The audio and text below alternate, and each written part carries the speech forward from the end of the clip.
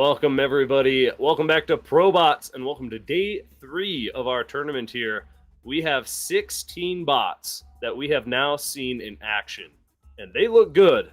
But Endersword, we have to say goodbye to 4 of them tonight. That's it. It's only Goodbye so many forever. can get a rose or whatever it is they do on those Well, shows. we're a little bit meaner than that. We don't give them a Yeah, rose. We we give them a just- crushing machine of death. We toss them into a scrap pile. But It happens. no, we have a It great happens. tournament going on here.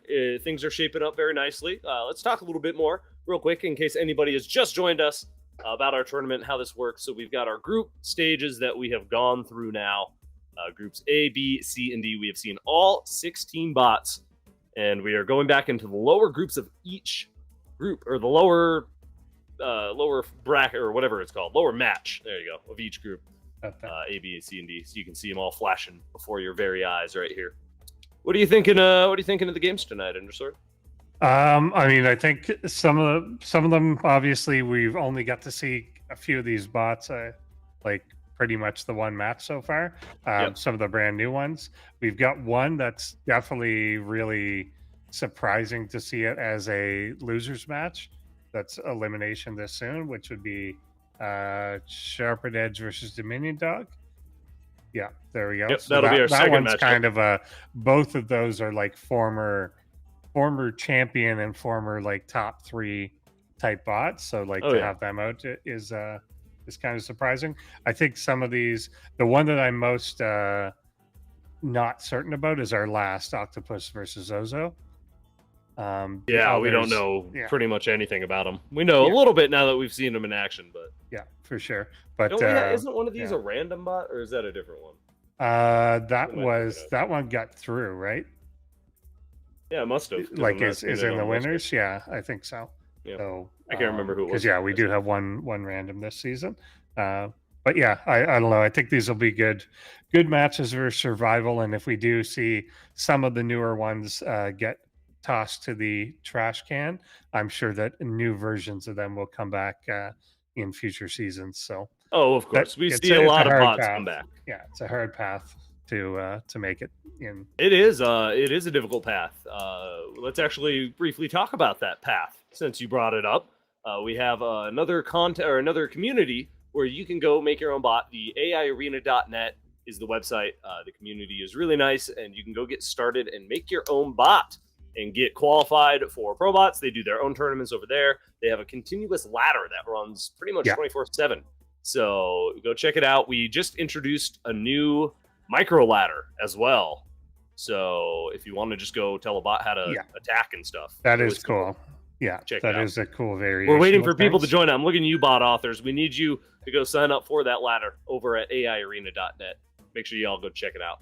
Yeah. But thank you, everybody, again for being here. This is day 3 of ProBots. We are doing our what round is this? Round 3, I guess. Yeah, I guess it's day 3. So day we 3, could just say the losers round, basically. The losers round. There we go. That's a good name for it. But make sure you hit that little thumbs up button. Get us some visibility on YouTube. Make sure you check out our website if you want to help support future seasons of ProBots, and if you want extra ProBots content. We do a fun little show called PostBots every Friday after the broadcast, and we're doing a little bit of a new format this season where we actually have bot authors and creators come on, and it's open to just about anybody. If you are a creator of a bot, of a program, of just something related to what we're doing here, send a message over to Drek or one of our production and check it out. And we'd love to maybe have you on the show and talk about what you're working on and what you're building. It's taking more. The idea is to take a more of a deep dive into like the technicals this time around. And we've had some really good authors on. We've had Ketruck on already. We had Soup Catcher, I'm pretty sure, already. Who did we? Yeah, that's it so far. We've only had 2 weeks. Yeah, only 2 weeks. Yeah, I think those are the 2. But next week, we're going to have... Oh, no, this week. This week, we're actually going to have one of the authors of A Bot Tonight, author of Zigster, will be on tomorrow night on PostBot. So come check it out. He's going to talk about his bot. Here it is right here, actually. Spud is that author, and it is programmed in Zig, the only bot in Zig. Now, do you know anything about Zig? No. I don't know anything about Zig. No, I don't. That was one of the ones, I said. Well, then it would be good for us to watch PostBots tomorrow. Yeah. if you all want to learn about Zig and what the heck it is, come check out ProBots. Should be a lot of fun. But yeah, Spud we have had in the past. Spud the bot we have had in our tournament previously. Yeah, definitely. And he coded the other in a different language originally. Yeah, like Spud was in Python or something. Yeah, I thought so. So so this is an interesting way to go.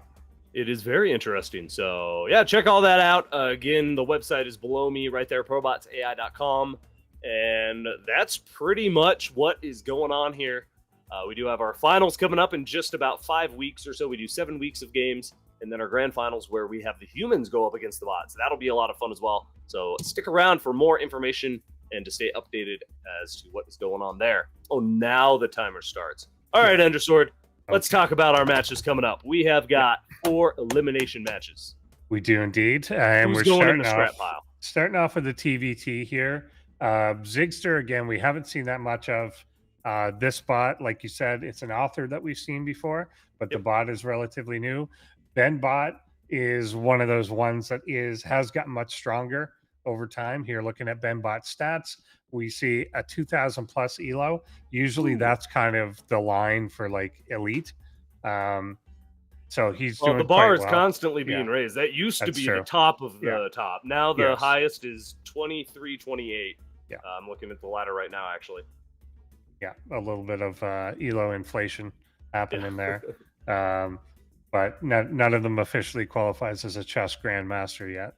Not quite. But I'm sure they'll get there. But yeah, Benbot is it's defensive to get to an end game, but it's often offensive in the way that it's defensive. It will bunker rush. It will do early things to poke at you in order for it to survive until what's the sometimes the best defense is a good the best offense is a good defense. I think people just say it both ways, depending on the situation. Depending on the situation.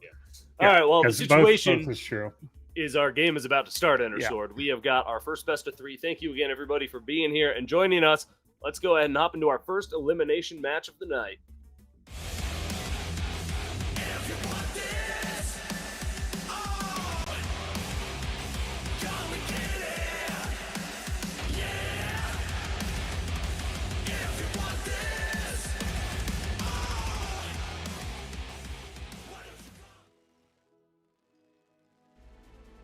Spuds. Zigster.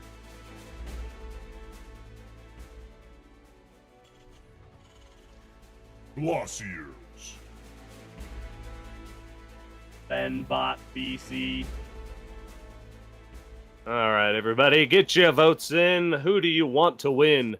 Our little poll in the chat. Let us know who your favorite bot is, who you're rooting for. Pretty even split. We got about 8 people, I think, voted, and 50-50. Yeah, we always ask in that form, who do you want to win, as opposed to who do you think you're going to win? We play favorites here, Undersword. Yeah, we definitely do. Because I think if it was a who do you think is going to win, I think it would be a little more heavily towards Benbot. But we obviously, I like seeing the new bot succeed as well. So you kind of want to root for the underdog a little bit as well. And I think Zigster in this case is a bit the underdog. But we'll see how this goes. Benbot is going for a bunker rush, like we mentioned pre-match.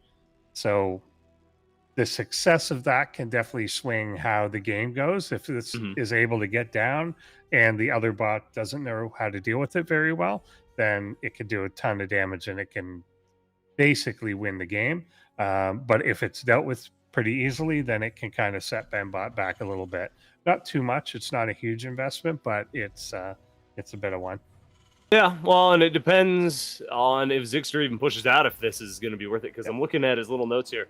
And at the moment, since Zigster is a pretty new bot, again, written in Zig, which has no external libraries. Yeah. So I'm reading here, let's see, everything from protobuf parsing and WebSocket communication. I don't know what any of this means. With the game was written in Zig. So basically it means he's doing a lot of his own heavy lifting to figure out how to make this bot do what it's supposed to do. And at the moment it does a 1 base push. So I think that's a good response to what Benbot does, because Benbot's second base is a little bit slower because of that bunker, right? Yeah, the whole idea is he's trying to kind of stall out for a much later game, but it comes down a lot to how well do you deal with the first bunker here. If this is cleanly taken care of with like tanks and stuff, then it's going to work out pretty well. Yeah, that's what I'm saying. Here. I think if he gets enough on one base, he just crushes it, right? I think so. Yeah, if you come down in force and deal with it well, then you're good. It's when we've seen other bots like trickle down a unit at a time, and they just can't deal with it because, of course, they're trying to get a base up, and this is designed to slow that down. But hope he doesn't do that. I don't. It doesn't look like he has any intention to. He's already got the starport coming down. Yeah, he's going to build up quite a nice little one base army here with some tanks, some marines, maybe even medvacs. Actually, no, he's got a liberator on the way. Interesting. Yeah, if he can do that. Usually it's about a two tank push that most people do, although he hasn't started a second one just yet.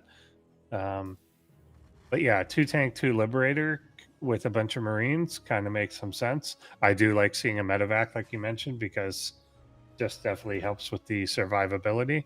I find a lot of these pushes, particularly with the bots, move out and like the tanks stay alive, the liberators stay alive, and the marines are dead. And then it's hard to make any progress with that. Yeah, then you have no buffer. Cover. Yeah. Yeah. Oh, that makes sense. Got to keep it alive on one base. Benbot sending a tank across the map, though. The classic scout tank. Yeah, if he puts that with the bunker and he's got like a bunker with marines, a tank behind it, and an SCV to repair it before this gets down here. I don't think it's going to be here in time. Yeah, it's gonna be just a little bit too slow. Yeah, he's kind of blocking though. This didn't work out quite that well. Oh no, Marines! No! Stay back. One tank was blocking the other, or else it could have just taken this out completely. But yeah, this has now basically stopped everything. When you can see that Zigster's tanks are targeting just the closest threat, which is the bunker, when they could have targeted the tank and survived. Obviously, the Liberators here are going to be able to clean things up, but that was a little bit close for Zigster. That was almost his end right there. Yeah, really was. Here. That was definitely very much in Benbot's favor, and now Zigster's going to have to deal with. Oh no, the Viking! Yeah, resetting the Marine count, and he's just kind of going to go because I think this is his intended timing. Was kind of the 2 Liberator push, but yeah, now he's just got nothing with it. But I think he's just going anyway. Now he kind of has to. That's all he has. He doesn't have a second base to start saturating or to fly down.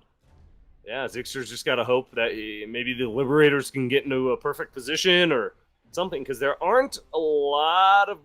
Actually, there's no Marines out at the moment. There are more Vikings in production. Yeah, there's a couple Widow Mines in the back. That can definitely help out. The tank up front here is going to take out the Marines. It's all about these Liberators. If they can... There's 3 of them now. Yeah.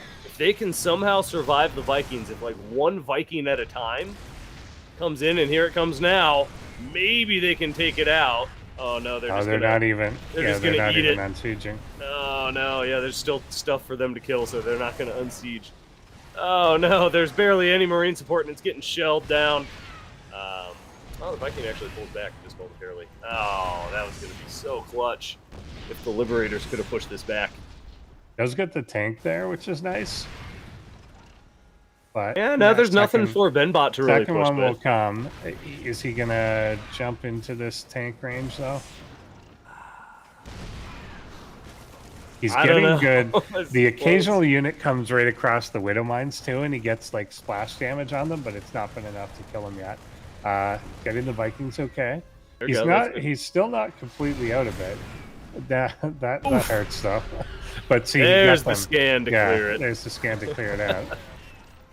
A little too late. If he had just scanned right before the Liberators had flown into that, that would have been the sneaky Hellion. What's the range on that blue tank? I know it's like right in front of the line there. They're very close to each other. It's got to be like, oh, now he's in it. Yep, he just waltzed right into tank range. Let's see if this pans out for Zigster. He's going to lose one tank immediately, but the second tank, it unsieges. It's because without the Liberators too, he doesn't have the vision to get the max range. You're right? Which is really going to hurt. You can see that so line that tank there. is unsieged like 3 times now just because of he's that. deeply in that line. Ouch. Oh, nice. No, it'll get repaired up. Yep, so attrition would be nice to help it out, but he's going to rebuild a lot of this. Widowmine back down, and yeah, this has been stunted. I think that was it. I think that was Zigster's only real opportunity to. Yeah, I say that he's actually got double the army supply at the moment, so maybe actually this push can make something happen. But he doesn't have many pushes left in him. That base has got to be getting close to out of minerals, right? What's Zigster's made? I would think so. Yeah, it's usually around 8 minutes that you start to mine out your weaker. Yep. Yeah, there's a patch right there. Literally just as I say it. Yeah. Yep. So battle cruiser. Benbot actually made it to the battle cruisers. I wasn't watching the production tab at all. Yeah, he always just keeps going towards that direction. Epic. Like that's eventually the goal. So even if he's being attacked, he wants to make progress towards that. That was actually pretty clutch. That battle cruiser took a lot of damage and had to get out of there, but it stopped Zigster completely. It actually seemed to have scared Zigster back home. I don't know. Yeah, and there's a window there, like you were saying. Like there's only so long that he's still got production in that main base. Like the number of Marines is back to like decent, but if you're gonna do like Marine tank Liberator type pushes, you have to at least be aware of how other tanks work. Yamato is done this time. Boom! One Liberator gets immediately destroyed. That takes a lot of the pushing power out of this because no medevacs or anything. Those Liberators are kind of key to holding the ground here. Yeah, definitely. He may. He's got to deal with Vikings a little bit better too. It's not really showing like a lot of awareness that a Viking is trying to kill it. Yeah, the Vikings have gotten a lot of free shots on Liberators. Oh, that time the Viking eats the dust from the Marine. Yeah, you can get a tank in range of this too, and shell on this third base. Battlecruiser's repair coming back for round 3. Yeah. We've got there's got to be another battlecruiser on the way soon, right? I don't see one in the production. Yeah, you're right. I don't think he's just been this one that keeps coming out and then repairing and then coming out. He's got plenty of gas for it, but he keeps using minerals here a lot. No, these just get destroyed.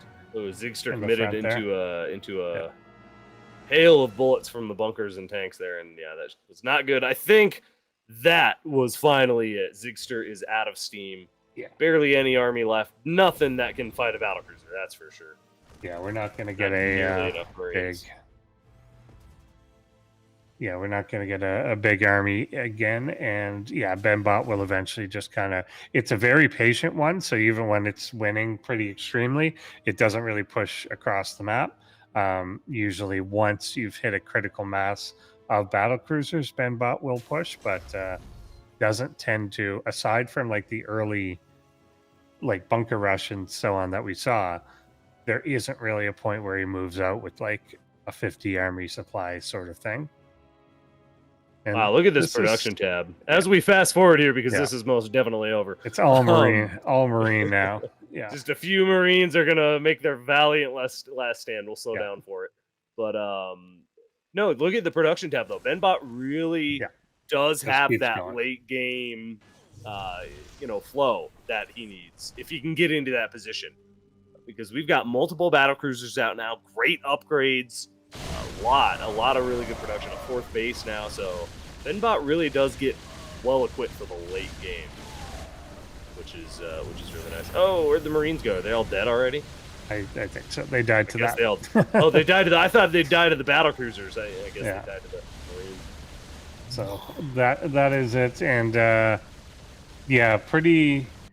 pretty effective early. It didn't look like it was going to be. The early bunker rush was going to do as much damage as it did because he had the tools to take it out, but he just kind of lost a lot to that, and then he lost basically that initial push. He then got to the other side of the map, kind of set up okay initially, but then didn't know how to push into the final tank. So I was able to take out like the bunker, even the widow mines by scanning and killing, but just didn't know how to move into a fortified position. Well, we've seen that be the Marines be a pretty tricky thing to control in conjunction with the tanks. We've had a lot of Terran bots struggle with that over the years, but we've had a lot of great improvements as well. So I have no doubt that just with a few tweaks and maybe a few medevacs, that would absolutely help. Yeah. Those Marines for Zigster will be doing a lot better in the future. But let's see how they do in game number 2 here. We'll see if Benbot moves on or if Zigster can maybe redeem himself. Let's go.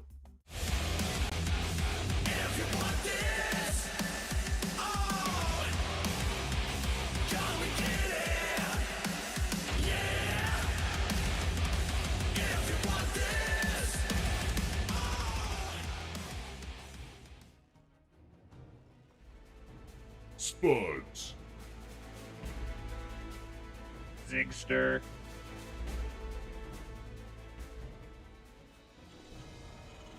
Glossiers.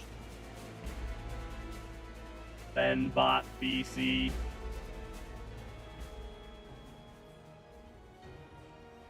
I gotta say, I'm pretty impressed with Zigster. It being pretty much a brand new bot. Obviously, you've got the experience of the author behind it, but to build a bot from scratch is not easy, from what I can tell. Yeah, exactly. And the one base pushing definitely makes a lot of sense given the context of that. That's you got to start simple. Yeah, you don't start with deep late game sort of stuff when you're trying to enter it. But obviously has been doing well enough on the ladder to get here. Oh yeah. So it's just kind of, I think the matchup in particular too, like since you are fighting someone that is going to bunker contain you, then doing that one base push out, you have to execute it like enough to crush that and then get across the map quickly. And then be able to counter attack and do some damage. Yeah. And take advantage of the fact that that bot invested in. Because in a way, in a way, exactly. It plays in your favor in reality. Is if I'm going to one base, I want the other person to have spent resources denying my natural. Because I don't have a natural. Because there you go. That's it. I didn't want the natural. So if you spent resources denying it, then that's great. And then if I crush this adequately, and this case might be quite different, and you can see why from the zoom out here, which is that the ramp distance is farther. So, it's farther, and the way that the units will approach is different too. Yeah. Before they kind of had to go down the ramp into fire almost immediately. Yeah. And that won't be the case now. Yeah. And it was a little bit of an angle as well. This is just straight ahead. There's even a little bit more room to spread out. So you won't have as much of a clumping issue, ideally. Yeah, because what happened last game was that one tank got into range, sieged up in the middle of the ramp, and then nothing could go anywhere. Oh, here comes the scout. He gets denied. We're going to have a little battle. Who's going to win? Looks like red. Yeah. Same, exact same. Yeah, this is exact same as the first game when one basically hit point left. Probably nice, 5. Zigster. He's quick on the trigger there. That's good. He should have the vision first as he comes up, so he'll get that first shot. And 3 health left on that Marine. And we get another couple come out. One thing he could consider here as well, since he's so heavily on the Marines, is he's not getting like combat shield or anything, I don't think. And that could definitely make a difference. Oh, that's in Marine battles, combat shield can be all the difference for sure. Yeah, so if there's a way for him to sneak that into the build, it could definitely help out. And get the same sort of thing going. A Liberator coming out. Another tank here. He's taking the pre-Brood War approach to his Marines. Just no healing. Yeah. No, nothing at all. No stim. It'll be the timing that he moves out will make a big difference. We saw in the last game that a tank moved across the map. That tank is under construction now. So if he doesn't spot this bunker and get down in position before that tank gets there, then it could be a problem. But now what's scouting around for Benbot? There's something zooming around the bases. He's in the middle now. Is that just an SCV scouting around? I'm not sure what that is. I think it's just an SCV. Probably is, yeah. Okay, so good initial siege, good position. Oh yeah, this is going to be way better because now the tanks can just kill it without the Marines. Yeah, something pulled. I think it was the tank that pulled the Marines forward. Yeah, I think it was. Yeah. But since there's just a bunker, the Marines are cool with just sitting back, letting the tanks do the work, and that is ideal. And a full retreat from Benbot. He's evacuated the barracks. Nicely done from Zigster this time. This is a bigger force to counterattack with. Now, if I were Benbot, I'd be a little scared. I don't know. Can the bots feel scared? I think so. They feel fear, Endersword? I think so. I forget what movie that is. There's a bot that's like, I feel scared. Isn't that iRobot? Maybe. Or that sounds right. Or no, isn't it Odyssey or whatever? What's the 2000? What's the 2001 Space Odyssey? Yeah, that one. Yeah, maybe. It's probably a trope that it's probably in every movie with a robot. Yeah, right. Will I dream? Yeah, will I dream? Zigster is almost on Benbot's front door here. Yeah. And there's one tank that could do a lot of damage depending on how Zigster commits into this. He is just going to commit one Marine in the bunker. Is not going to help too much. We're going to lose the entire front line of Marines, but the tanks are in a great spot. And I think they're actually going to shell down this bunker here momentarily. Yeah, with the third tank, that's for sure going down. Yeah, third one does but wander it moves into range. Yeah, he's got to watch for that because that's what kind of took him out last time. So that was epically close. Yeah. The Marine popping out of the bunker continued to give Benbot vision just long enough to kill one of those tanks. There would still be 3 tanks right here. And Benbot's tank would have died because one more tank was there. That one Marine that popped out of the bunker, we need an instant replay of that. Pretty much just saved Benbot's front line there. Yeah, definitely the case. And another thing too that kind of hurts is Zigster does seem to, and you mentioned in the first game, he seems to target just the closest thing to him. So rain down fire on the 2 Widow mines in front of the tank before the tank, and had those shots, then he would have been able to deal with that as well. The turret there doing its job quite adequately. Yeah. We'll see if Zigster can, I don't know, get a little bit more momentum here. He does have more reinforcements coming across the map, so there's a little bit of pushing potential. Oh, but not if the Marines just waltz into into tanks and mines. That's a solid defensive line for the scenario right now for Benbot. Yeah, definitely. That is just perfect. And a turret coming down now to help deter the Liberators. Yeah. Benbot is perfectly holding right now. Yeah, and if that Liberator had gone forward enough to kill the tank, then that would definitely help. But yeah, it is a little shy. Just a razor's edge here. Oh, he needs a scan. Will he scan? Nope, doesn't know the mines are there. So again, the bots can see burrowed things. Yes. If there's a visual indicator, which if there's isn't there a? Can't you see like a little blip? You should be able to see. Yeah. If a mine's burrowed, you can see like a little. Yeah, they can see it. Yeah. It looks a little funny. Yeah, because certain burrowed things you can't, like Zerg units. If they're not moving, there's no visual indicator. Yeah, there you go. There's like a little dirt, like they just did a hole there. So, okay, so it's just whatever reason Zigster doesn't quite recognize it yet. Battlecruiser is out, and that did a lot of damage before it had to teleport away. So Benbot, I think Benbot's held this. He's got 3 bases up.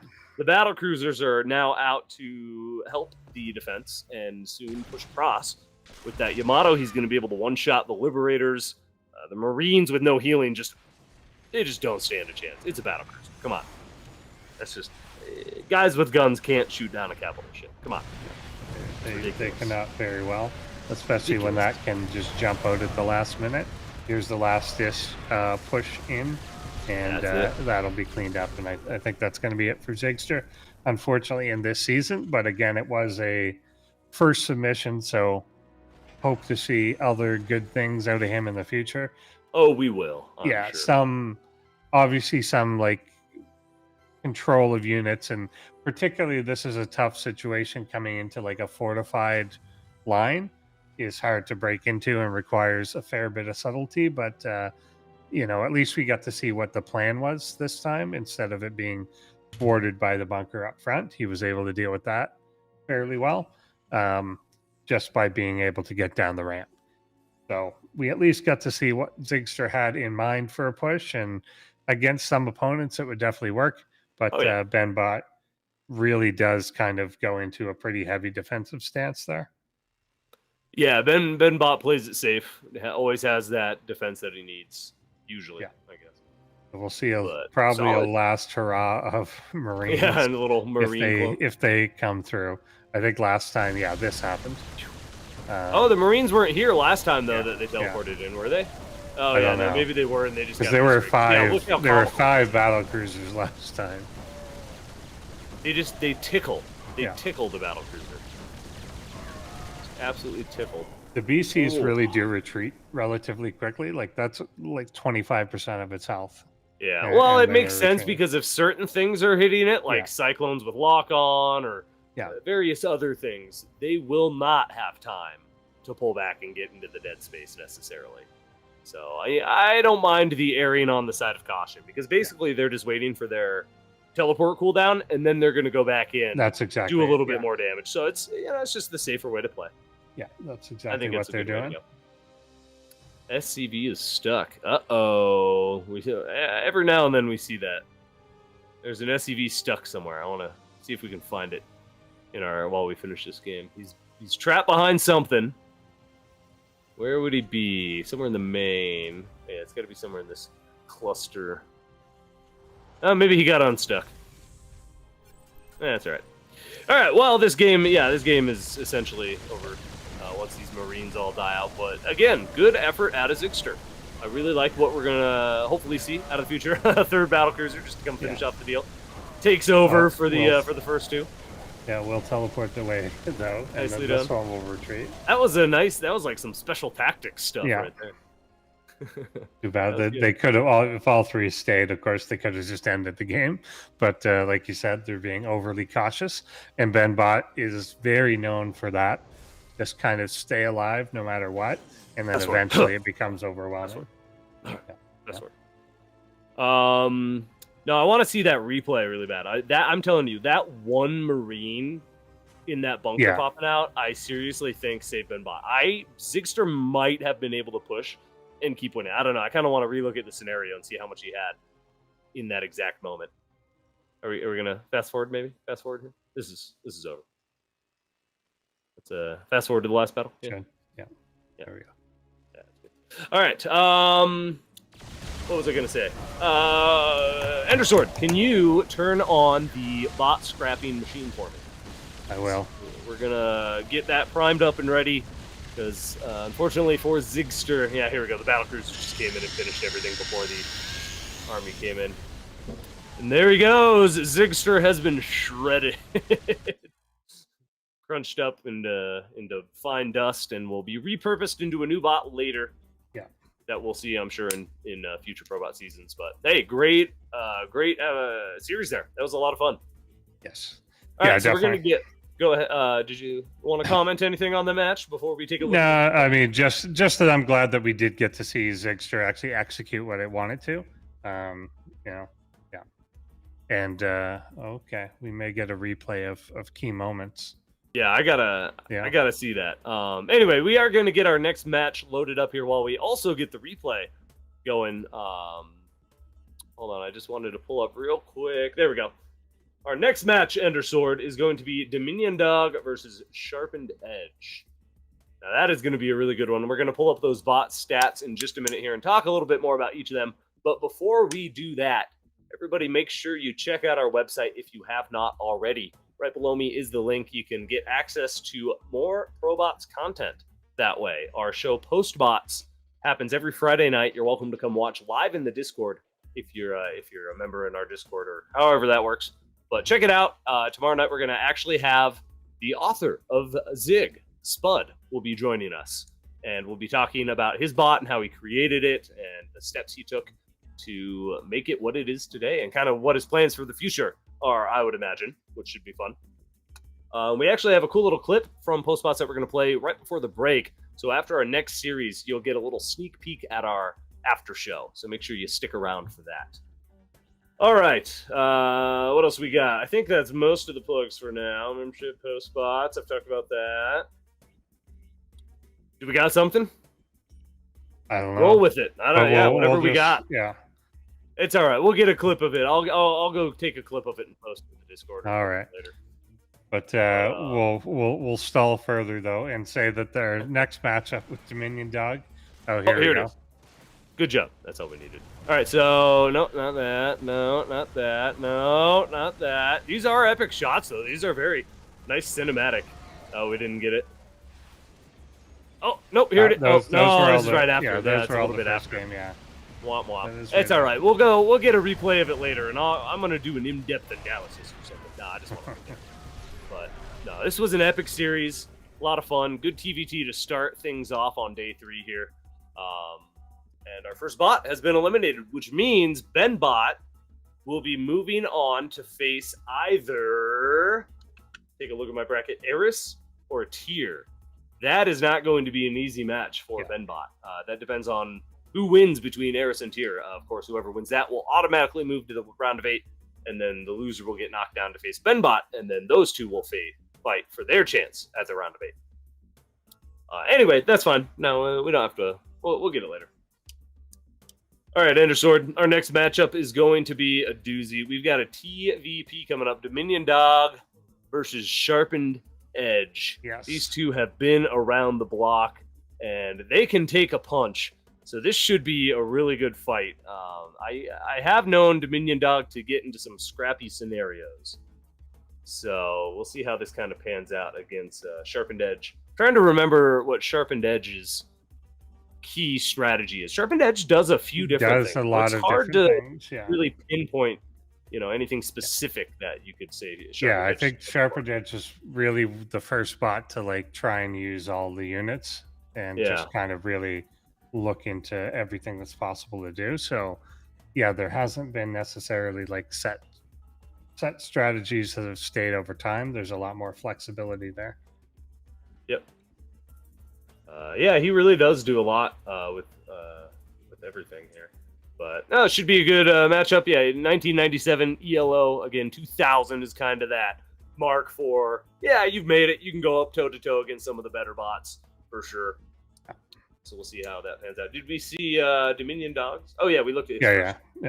Oh yeah, we've got Endersword. We're like ready for the game. We're ready. We're I am so ready to get right into this. Hopefully you're all ready. We're gonna hop into this best of 3 right now to see who moves on and who gets tossed to the scrap pile. Let's go.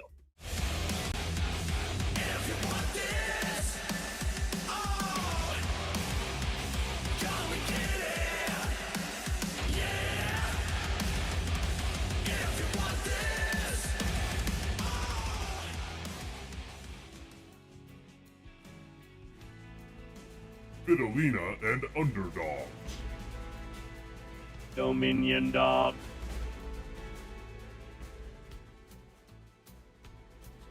Dr. Infuse. Sharpened Edge.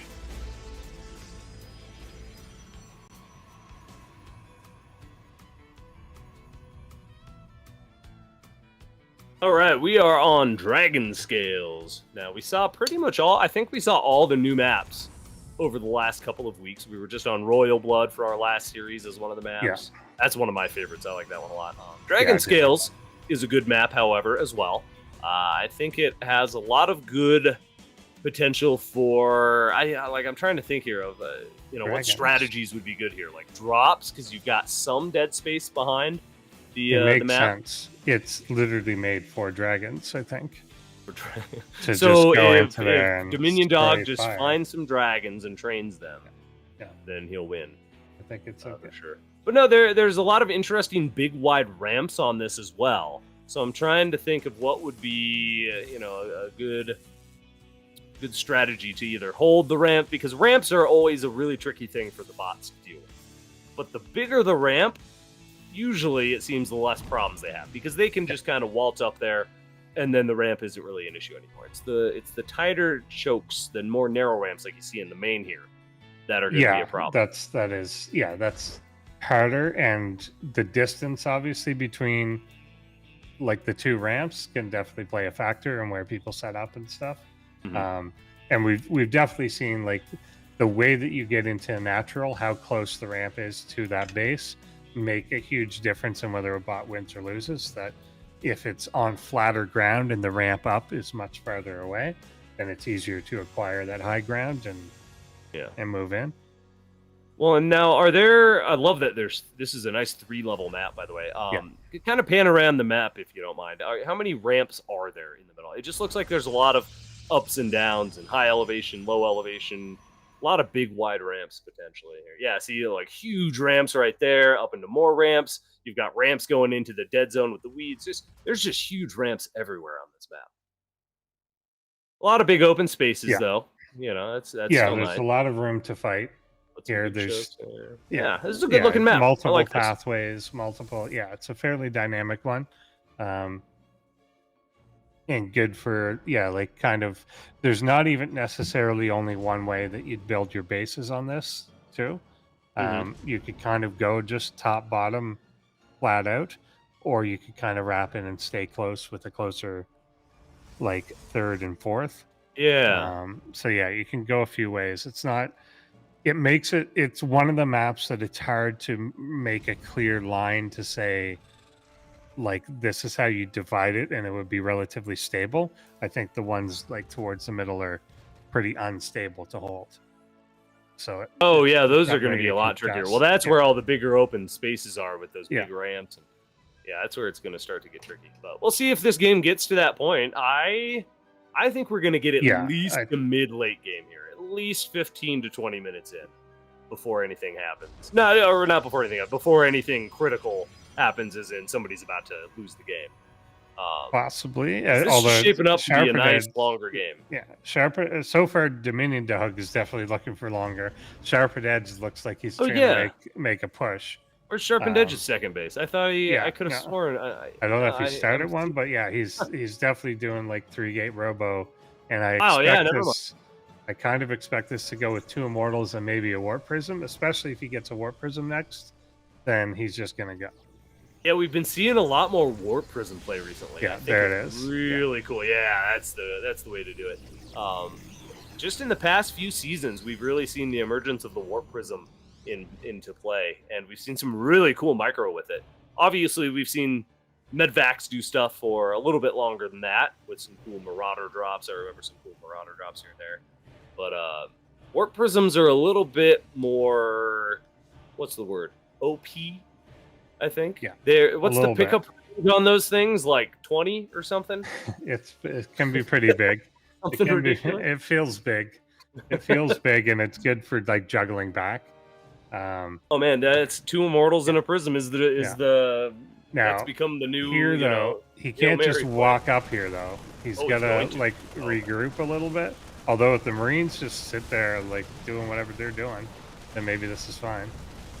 Ooh, 2 Stalkers go down. Actually, some really nice target fire. It looked like Dominion Dog did target the weaker Stalker at the back because it was in range. But here are the Immortals. Even the Stalkers are getting loaded up into the Prism. Nice concave from Dominion Dog. He's going to push straight down the ramp, though. And 1 Immortal goes down. 2, if it doesn't get picked up, it's going to go down. Why isn't it getting picked up? Nope. Yeah, he's got to get out of. He loses the Prism. Run. It does live, but barely, and that was the brunt of it gone. Yeah, if his whole army was there from the beginning, he might have even won that, because it took, for whatever reason, the Dominion Dog's bio was not engaging at the start, and it may have, if he had blown the bunker down, then maybe gotten more shots off. But this is a lot of Marines and already like kind of regened back to where he was. But yeah, with that many Marines, you've really got to be kind of kiting back, getting a good concave, and fighting on the ramp like that wasn't working out.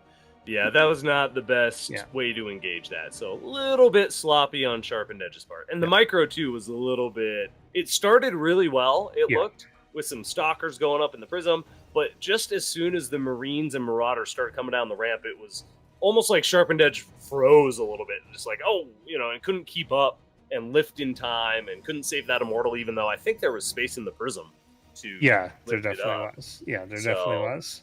Just a little sloppy, but it's not over yet. Still a great army supply, or a great army composition, I think, for Sharpened Edge, because there are no medevacs yet, right?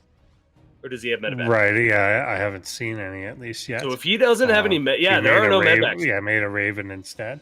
If these Immortals and Stalkers kite well enough, because Stim's not done yet either, nor is +1. Obviously, that armor's going to help a little bit, but not so much against the Immortals. If Sharpened Edge can take a really nice engagement on the low ground here and kite, Oh, but that's not kiting. That's just and the rest of the army is just kind of bailed. Oh, and okay, never mind. I take back my statement. Yeah, but if he had engaged and kited really well, I actually think Sharpened Edge could whittle down that army pretty darn quickly. Yeah, you would take out a fair bit of it if you could make him follow you back, but there's no concussive, there's no stim, there was nothing. That was the window of opportunity, and now it's pretty much closed now. Yeah, I think he had to. I don't know what's causing him to go out in this big string, kind of in an uncoordinated way. There's an instant replay of it, and I don't know what it led him to think he should stay there. Yeah, with fight. Just the 3 stalkers, he's like, oh yeah, I'll fight this out. Because he's not even though the main army was obviously no. Yeah, he's not moving in an actual unit. Like he's letting some units get way ahead, and that's just not going to ever be a good way to engage. Here's a sentry joining the army and a stray zealot. Hey, we've been seeing some more sentry play. Yeah, this season as well already. Yeah, we've even seen like a perfectly blocked ramp and stuff. Yeah, that was like one of the first ones ever, I think. Yeah, we don't see a lot of very rarely see that. It's hard to code that stuff. It's we've even had actually on ProBots people talking about like maps and how you detect where there are chokes and things like that, and it's not as easy as you think. It's actually quite difficult. So unless you kind of hard code and say this spot is a ramp on every map, then it's hard to do that sort of thing. Yeah. Let alone decide when you should do it, because you almost just as likely to screw your own army. Well, and that's where the sentry is one of those funny units where it's such an investment. It's expensive. 100 gas for each sentry. That's not cheap. And if you don't use them exactly right, it was just a waste of money. And they do nothing. So you really do have to have a plan and something really, I don't know, really well thought out to be able to force field a ramp, cut armies in half, create change the battlefield essentially with your force fields. Guardian shields obviously can come in clutch as long as the sentries aren't in front and die first. There's a lot of little things to take into account. That is a massive bio bomb. While we've been sitting here chit-chatting, Dominion Dog has just been cranking out the Marines. Holy crap, that is a lot of Marines. I think Sharpened Edge is just dead. I don't even care that if there was no medevacs. Right? If this was just the Marines, I still think Sharpened Edge is dead. That is so many Marines. Oh, what's happening? Okay, we're doing the little split up, send a couple scouts forward, I guess. Marauder's going to get a shot, and here we go. It does pull them down into a worse positional fight. Oh, there's that Guardian Shield I was talking about. The sentries left for dead. Now the Guardian Shield is null and void. Yeah, there's so much there that he was never going to hold it anyway, but the first little group of things actually made that kind of pulled him out of position. Yeah, well, but Sharpened Edge kept pushing down even though he had Dominion Dog in kind of a cool little concave choke point thing. But then, and then just spread out too much. Oh, there's Big Daddy Colossus, but that's a lot of Vikings. Not in time. Sharpened Edge just a little bit too slow on the draw here, and Dominion Dog taking game number 1. Dominion Dog, keep in mind, one of our team authors, or one of the bot authors are a team.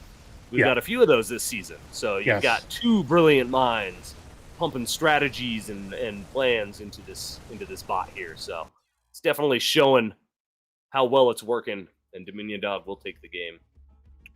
Looking good. Looking real good, Endersword. I think Dominion Dog has a good chance to get to the round of 8 based on what I just saw. I think so. And I mean, he's often been one that has been perpetually underestimated, but then ends up pulling out just really good builds, really strong attacks, really good timings, and then good control overall as well. Oh, yeah. Great control. Yeah, we've seen Dominion Dog really evolve over the past 3 or 4 seasons or so, just however long that he's been actively in this tournament. And, we've seen some phenomenal growth. Yeah. So, looking good. But, again, Sharpened Edge, veteran of ProBots, been around for a long time, definitely has some other builds up its sleeve. So I think we're going to see something a little bit different this game out of Sharpened Edge, some kind of switch up. But we'll see what happens. Yeah, one of these bots has to get eliminated. Endersword happens. That's gotta happen. That's the way it is. We'll see if Dominion Dog will be the one to scrap Sharpened Edge, or if Sharpened Edge can turn things around in game number 2. Let's go.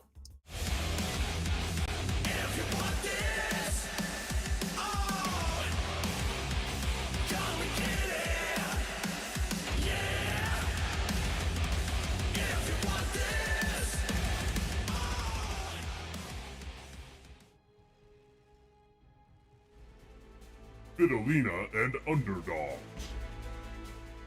Dominion Dog.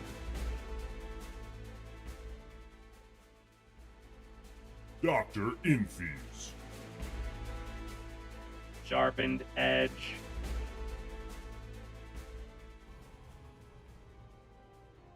All right, here we are on Golden Aura.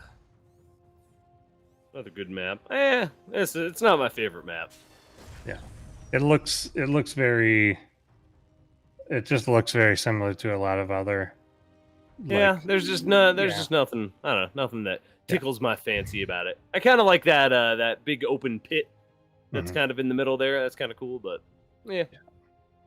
It's not a bad map. Not a bad map. It's something. The thing I guess I like about it is again, it's got one of those like not quite split down the middle maps, positions, because the top right corner and the bottom left corner aren't perfectly symmetrical. The rest of the things are. Oh yeah, so it's symmetrical on the diagonal. It's symmetrical on that diagonal axis, but it doesn't usually when things are that one base is in one guy's side, one is in the other. In this one, that's not the case, and they're not the same. So one of those may be easier to take and hold than the other. Yeah.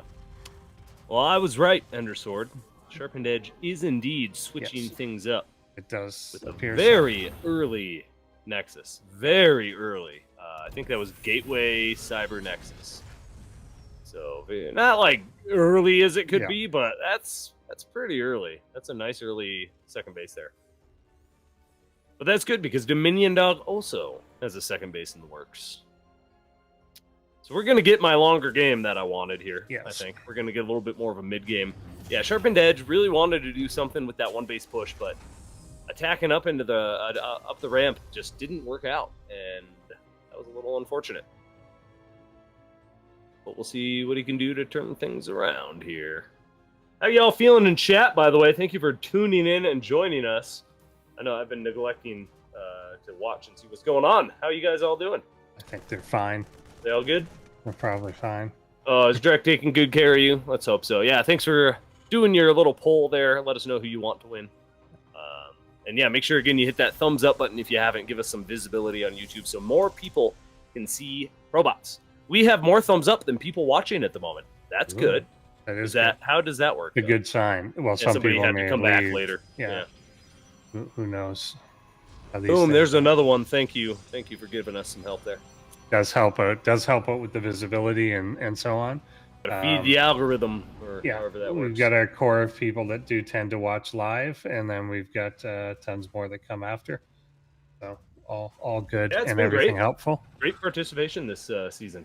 So thanks everybody for tuning in and checking it out.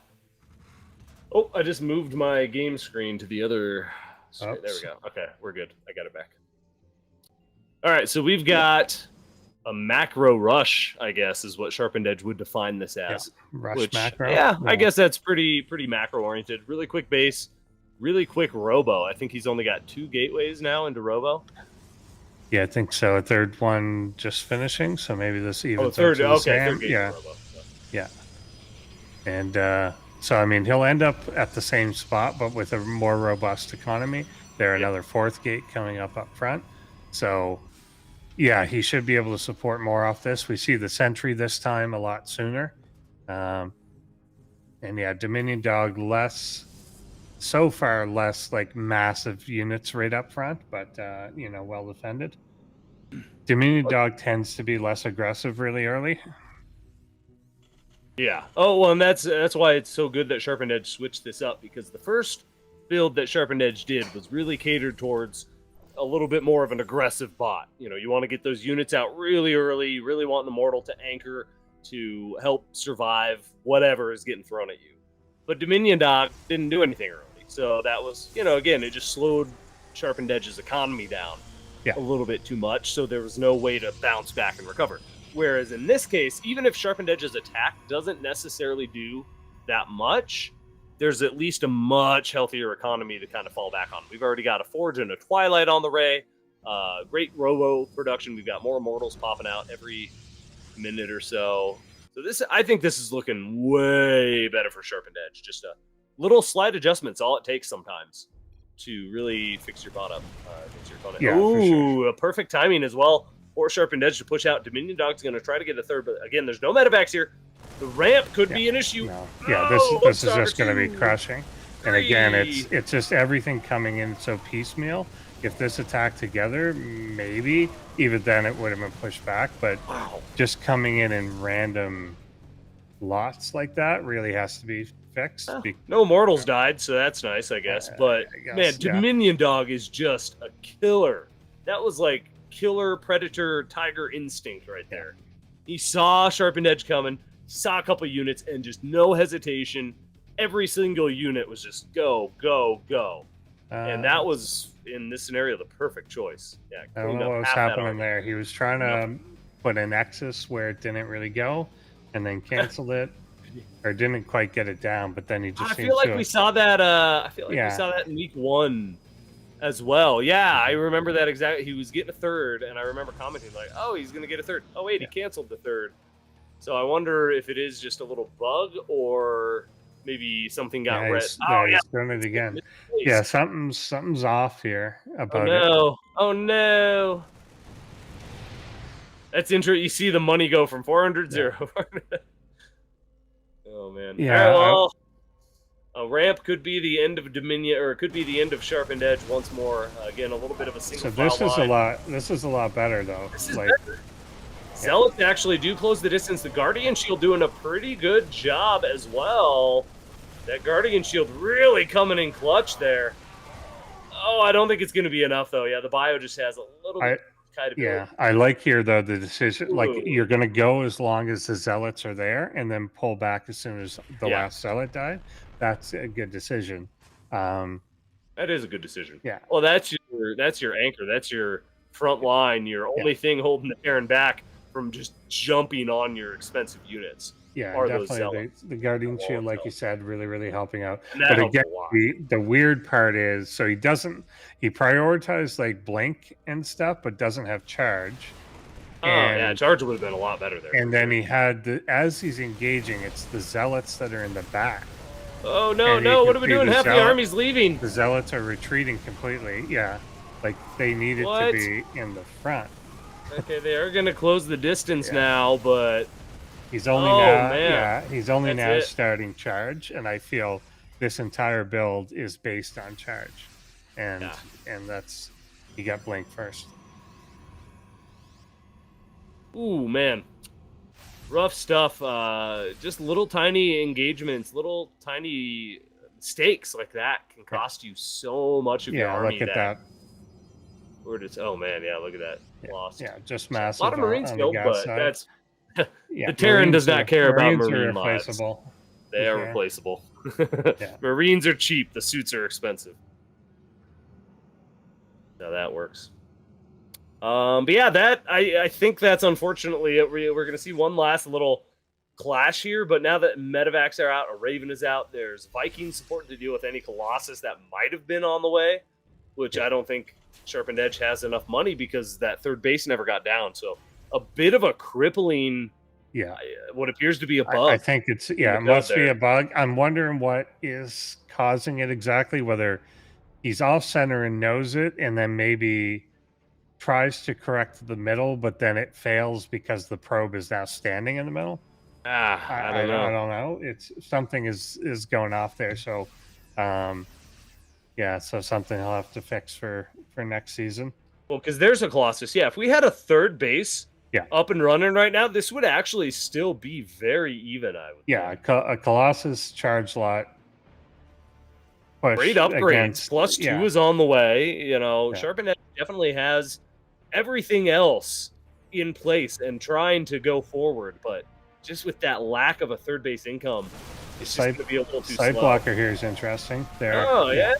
Some Zealots still... Just such weird control. Like half the Zealots are still stuck in the back there and never came in. It may be because of the sight blocker in that case. That's a weird one for bots to deal with. But he just never. The army never went together in either of these games. The army control was a little bit sloppy for sure. and I don't think that that's been the case in the past. It's a little uncharacteristic for Sharpened yeah, Edge, for sure. exactly. He's been usually pretty good at that decisive. sort of thing. So I wonder if something, and it may be a symptom of that third base thing as well. Maybe something has broken a little bit while trying to update. That stuff does happen. That you kind of fix one thing, but it throws something else off. So I don't know exactly what's going on there, but yeah, definitely uncharacteristic that the army has moved the way that it did. Insta kill on that Colossus. But hey, a great little series. Definitely, there was a lot of potential for Sharpened Edge to do some damage there, but Dominion Dog just took perfect engagements, waited at the tops of those ramps, just like one of those trapdoor spiders, just sat there and waited. And as soon as Sharpened Edge got a few units within range, pounced and just decimated that little bit of an advanced army. Because again, the army wasn't fully together. So it was really easy for Dominion Dog to pick it apart. And I think that Sight Blocker, too, I think that favored Dominion Dog right at the end as well, because he had air control. He had Vikings, Ravens, all the things just to see over the Sight Blocker. So I don't think that was a problem for him whatsoever. But a quick little series, but a good one. Dominion Dog will be moving on to face either... I got to pull up my bracket here. Oh, where is he? Xena or Ketrock? I forgot to get that. Yeah, basically the loser of that match will face Dominion Dog. The winner will go through directly to that round of 8. Yeah. And that will be next week, by the way. Next week we'll be doing our winner wait, are we going to be doing like groups A and B again, where we do winner and then loser, and then winner, loser, and get a couple round of 8 qualifiers? Or do we do all the winners and then all the losers? I forget. I thought it was all the winners. All the winners, then all the losers. Yeah. Okay. Yeah. So we're going to be doing next week all the winner brackets. So Ketrock Xena will be next week from the last group A, Eris versus Tyr. And then again, losers of those will get knocked down. Winners will move on to our round of 8, where once our round of 8 is filled out, we're going to be starting our fantasy bracket. So make sure you stick around for that and come play along with us. It should be a lot of fun, Ender Sword. Indeed. Maybe one of these days we got to put a cash prize on it or something. We should. That's how those things are done. Yeah. So far, in like any of the seasons we've done, no one's gotten perfect. All right. Well, that is our first 2 series. We do have 2 more best of 3s, so don't go anywhere. I mean, you can go get a drink or something. We're going to go to a quick little break here in just a minute. But before the break, we actually have a sneak peek for you. Yeah, that's what I'm trying to do. We're going to do a sneak peek of our post-bot show. Can you even hear me now? Here's the replay. Oh, this is a replay. I think that's what he's trying to say. This clip, not the other clip. Gotcha. Yeah. Oh, okay. Here's a big engagement coming through the middle. Just some unfortunate positioning. Yeah, he pulled them down into just a bad spot. All right, well, we just saw this. But anyway, I was trying to tell you all we're going to do a sneak peek of our post-bot show in just a moment after this clip here. Oh, yeah, those poor stalkers. Yeah. They got pinned and destroyed. And, here was a good engagement. This is the one. Had the Zealots been up front at the beginning, he might have actually won this fight. Yeah, and they're really in that Guardian Shield. This really was a much better engagement for Sharpened Edge. That's more what we're used to seeing for Sharpened Edge, is engagements like that. Yeah. But unfortunately, that was the only one that did it. Even though it worked out okay-ish, again, it started bad because the Zealots were behind everything. And if they were up front, he possibly would have won. Yeah. And then, here, charge is finally done, but it doesn't matter anymore. All right. So we're going to go to a quick little break. But before that, I did say we have one more clip for you. So we're going to give you a sneak peek of our post-bots show. This is, again, every Friday after the broadcast. If you are a Crown Club member, you can come check it out. And you can watch live, or you can watch the VOD later. Again, tomorrow we have got Zig, author of Spud, who is the author of Zig, previously the author of Spud, will be joining us. But we have a clip from last week's show. We had Micro Machines authors, Raph RR and Unusual, I believe. Yes. Right? Wait. It's gonna... Oh, okay. The clip, then the break. Gotcha. Okay, so play the clip, and then we're gonna go to a break, and then we'll be back with more best of 3s and more bots that we're going to eliminate and toss in the scrap pile. So stick around, everybody. Thanks for joining us. And here you go. Roll the clip. Tier helped us to find exactly what we needed to do. I think it was like some place. It's because it's not at the same place that you drop a specific unit. I think when you drop all the units, it's at the right, like the bottom right of your screen. There's a button to drop everyone from the bunker. But if you want to drop a specific unit, it's not even those actions. You need to click on the specific unit in the bunker. Exactly. And it's in the code, it's not at the same place, and there was not this possibility in the C++ API. So Tier found how to exactly drop a specific unit, and I had to modify the C++ API. I'm not sure if I did it or if someone else in the C++ API did the change, but I remember that I had to do something with the API to be able to drop the specific unit. And like when you eject from the bunker, is the place always the same every time, or is it a variable? You need to put the how's it called, like the white line. Yeah, the waypoint. You can see it jumping around here. I see it now. Yeah, I see it now. And one of the problem with that is you cannot change the waypoint and drop the unit on the same frame. The waypoint requires one frame for it to actually do something. So the units actually spend one extra frame that they need to in the bunker. And that's another sort of issue. If you have 2 units inside the bunker at once, which happens regularly, kind of, you have to choose which one you're going to drop, put the waypoint at the right spot, because if you're moving it, to the refinery and you're going to drop the other guy that is already has his hand full, you're going to look stupid. It's all those stupid details that made this take weeks to program. Welcome back, everybody. Welcome back, ProBots lovers. We have got some exciting games about to happen just for you, so make sure you stick around here. We've got 2 more best of 3s tonight, Endersword. We do. They're going to be awesome. But before we get into that, we do have a couple things to talk about before we wrap things up here. What was the first one? Make sure you hit the thumbs up if you haven't already. A lot of you already have, so thank you very much. It does give us some visibility on YouTube. Yes, helps with the algorithm, et cetera, et cetera. Yep. So smash that like and subscribe. Smash that like and subscribe button, guys. Yeah. Okay, God, kill me if I ever. That's it. We need one of those. We need one of those dumb graphs where people are like, our information tells us that 32% of people are not subscribed. So do that and blah blah blah. I don't subscribe to so many things on YouTube I don't like, or that I do like. It's just how it works. I understand that. But it does help us out if you feel so inclined, if you have a little place in your heart for ProBots, so thank you. Anyway, enough about that. Endersword, let's talk about our games coming up here. So we have got 2 more best of 3s. We have got some new bots going up in this lower brackets, and we're going to have, again, 2 more eliminations. 2 of these bots will not move on into the next round here. Yeah, indeed, that's sad, but it's got to happen. Yeah, it does happen indeed. Smooth Brain is one of our new ones. Dovakin's been around now for a few seasons. Yeah. Dovakin's been looking pretty good as seasons progress as well. So I'm excited to see what happens here. Now, I do know, Dovakin didn't quite get all the updates that it wanted, I think, in the initial submission. So it's running on a little bit older code from what I've been told. But it's still looking strong, and I still think it has a pretty good chance to get into the next round, so I've got a big mess up that I made last week that I have to apologize for. Mm-hmm. I said that there were going to be bot updates this week. I'm a dirty, filthy liar, but I was reading it from a dirty, filthy lying source of information. So there were no bot updates this week. They will take place next week.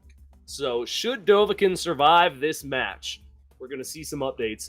But, we never know how it's going to turn out with these new bots. Some of them look really strong. Some of them struggle a little bit. Some of them have to go up against bots like Micro Machine and just don't have a chance at all. It doesn't matter how good your bot is because it's Micro Machine.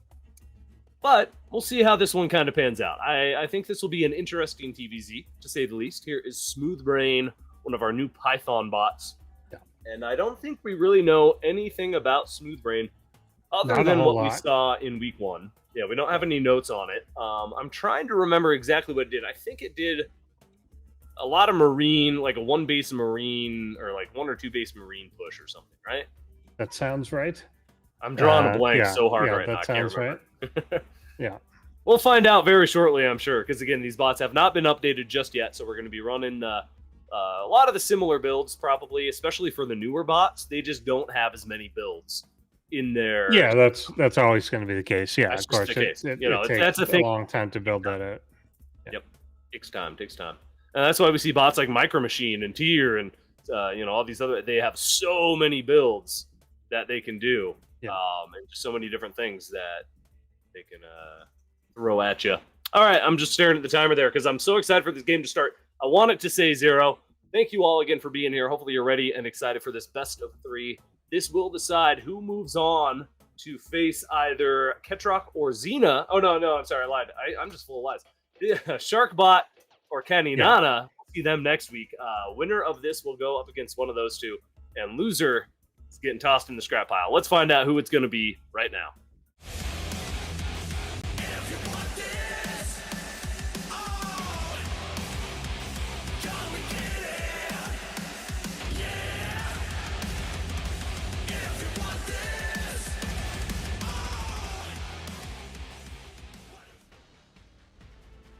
Yatta hunts.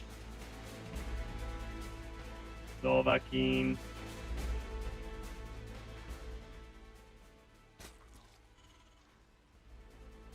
Mirmeco Mans. Smooth Brain.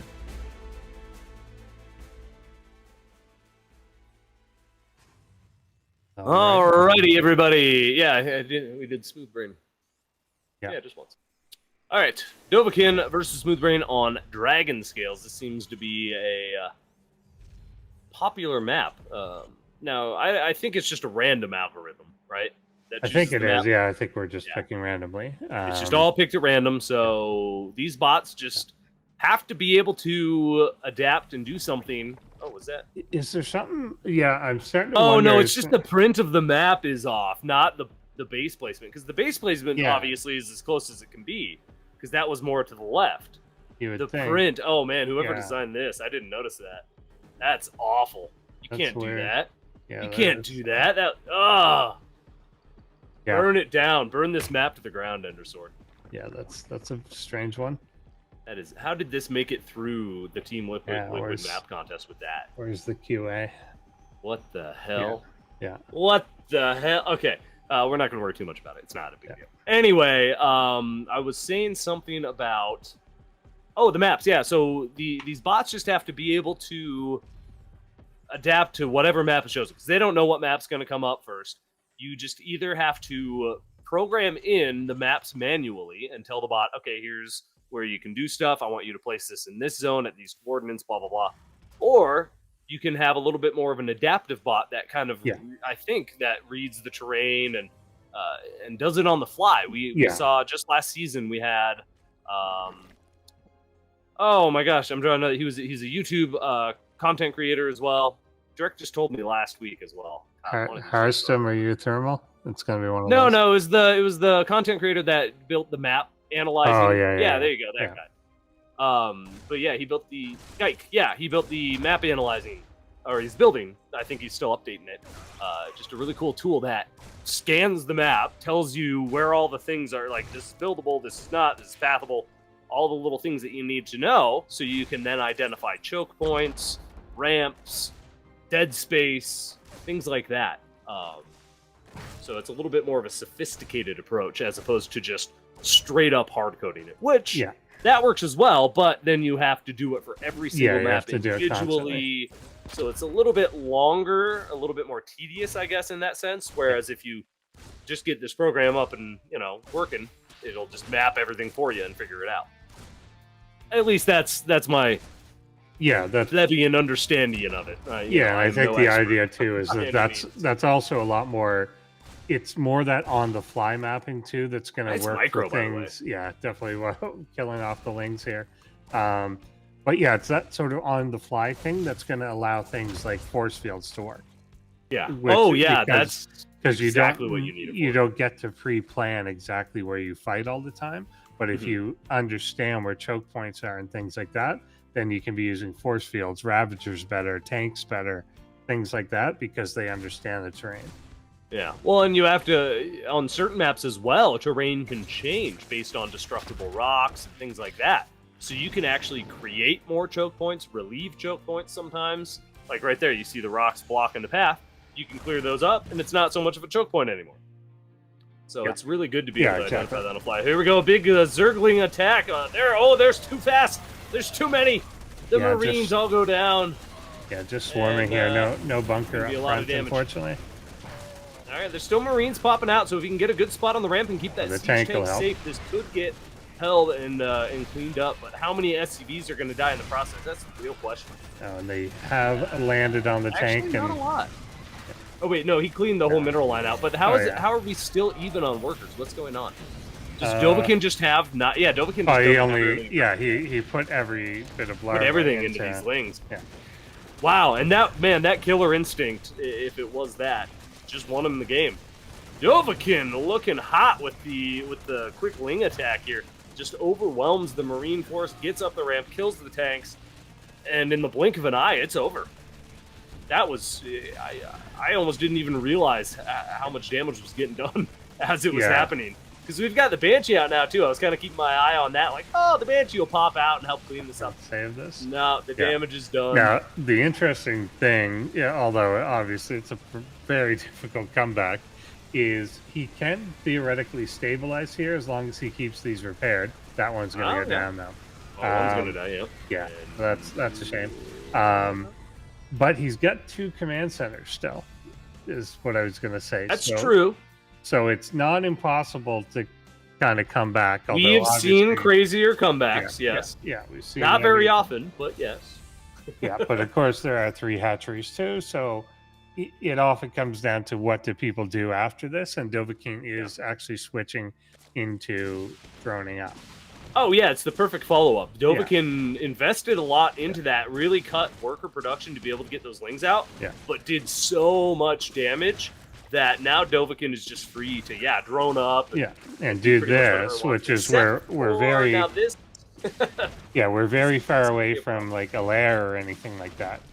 We can't even. Can we build spores? Do we have one in the main? Maybe. I don't think we have any. Yeah, no, there aren't any. So it's really just down to the cloak time, and the energy should be reasonably high because he had this on his own side of the map for a while. So this is definitely a pretty good catch-up mechanic. Burrow's about to finish. He may start ducking these. This is about the only thing that will bring Smooth Brain back into this. Is this Banshee, and I thankfully for Dovakin, this is the only Banshee, right? I don't think there's another one coming across.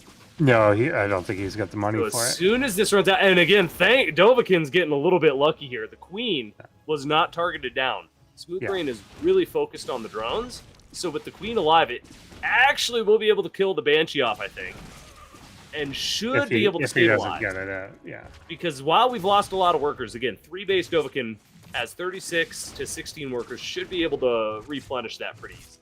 Okay, here we go. Now the Queen can push this away. Yeah, the Banshee's really afraid of the Queen, as it should be. But it might fly away and get more energy for a cloak.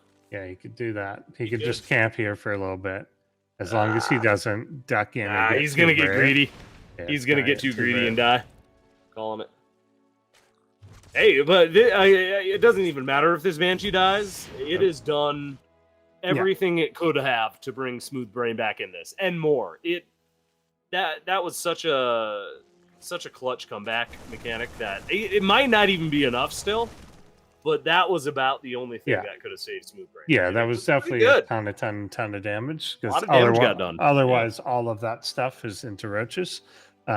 He is getting a Raven out, which is nice given that the burrow is done, and how annoying roaches can be when they do get to burrow. Yeah, we don't see a lot of the Zergs do the burrow mechanics. Dovakin definitely one of the ones that makes a great use of it. And as you see there, burrow and heal up is going to start happening. We'll see if enough roaches can group up. And, oh, wow, 2 of them actually get picked off before the Raven even gets here. I was going to say maybe they can group up before the Raven shows up, but Nah, we're just going to lose some roaches right off the bat. Ravagers might need to hightail it out of here. They're getting greedy.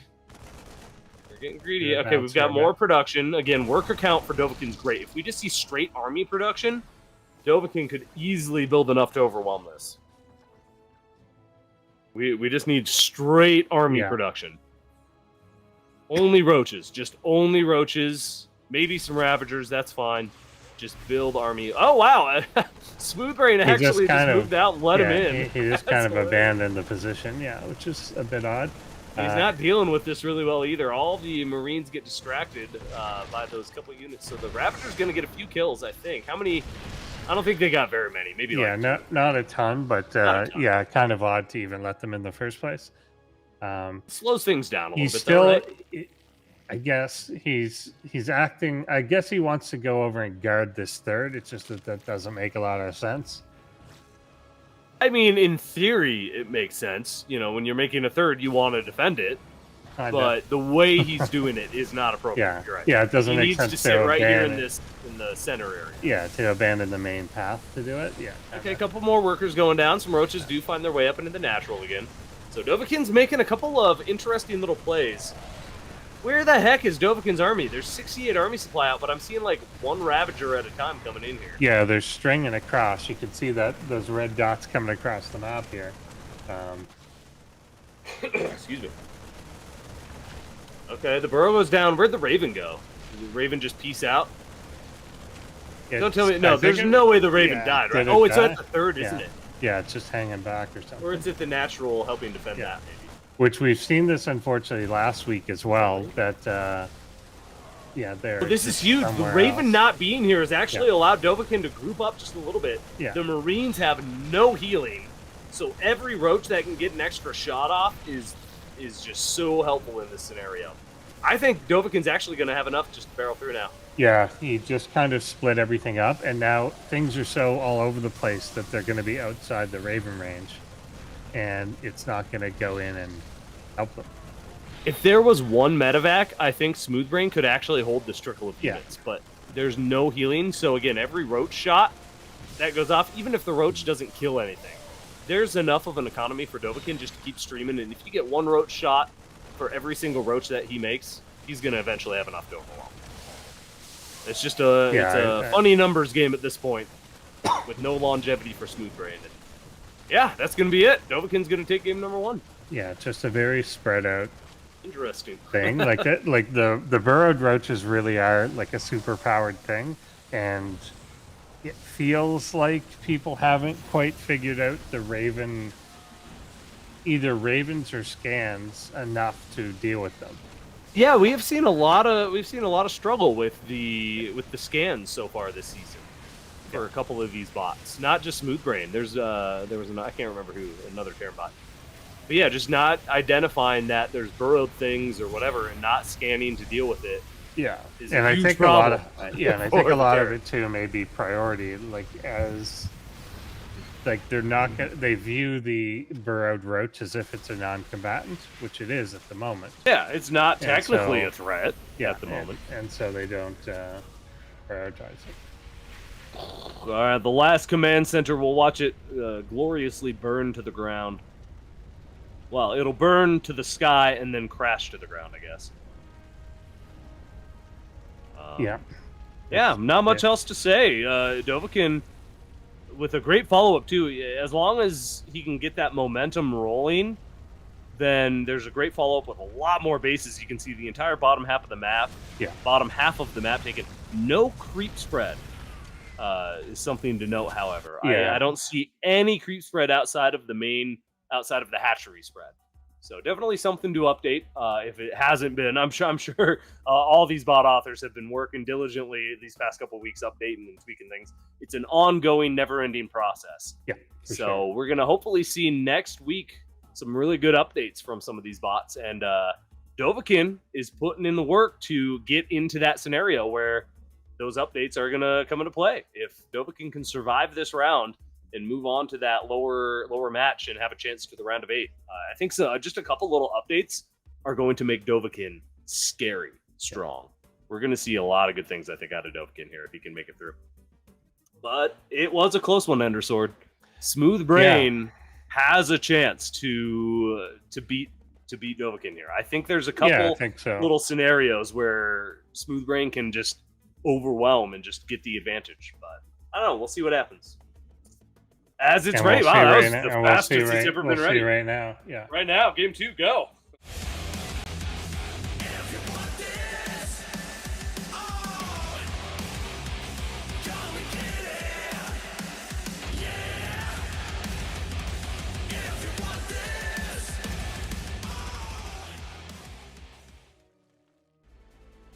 Yatta hunts.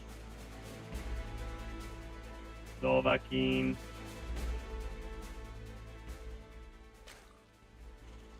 Mirmeko Mans. Smooth Brain. You were too old for the SpongeBob craze, yeah? Yeah, a bit. Yeah, I think you got a few years on me. Yeah, so. I'm familiar with the SpongeBob, and I recognize that that's where the Smooth Brain is sitting in Squidward's hand. But no, I never watched the show. That was right when I was an early teenager.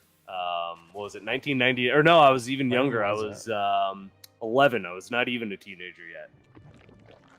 I was right in that age range of, SpongeBob was my jam for sure. Yeah, all right, anyway, I like seeing any SpongeBob references. We're in that nice era where the millennials are taking over. So we get all my cool references. It's true. So, it's true. Awesome. I think I'm the elder millennial. I think you're right. Yeah, I'm like the first year. Yeah. I'm the first year that they made millennials. You're an old millennial. I'm a young millennial. Yeah. We got the whole age range covered there. All right. Anyway, we are here on Golden Aura for game numero 2, and we're gonna see if Dovakin can seal the deal and move on to the next stage of his group. In which case, if he does win again, he will be facing either Sharkbot or Kaninana. So we will definitely need to see some updates to deal with. If it's Sharkbot, you're going to need to deal with cheeses and some kind of cheeky strategies. Sharkbot definitely seems to take that route a lot. But Kaninana actually plays a lot more of a solid Zerg game. So we might get a ZVZ even. A little bit more of a Zerg showing this season, which is nice. Yeah.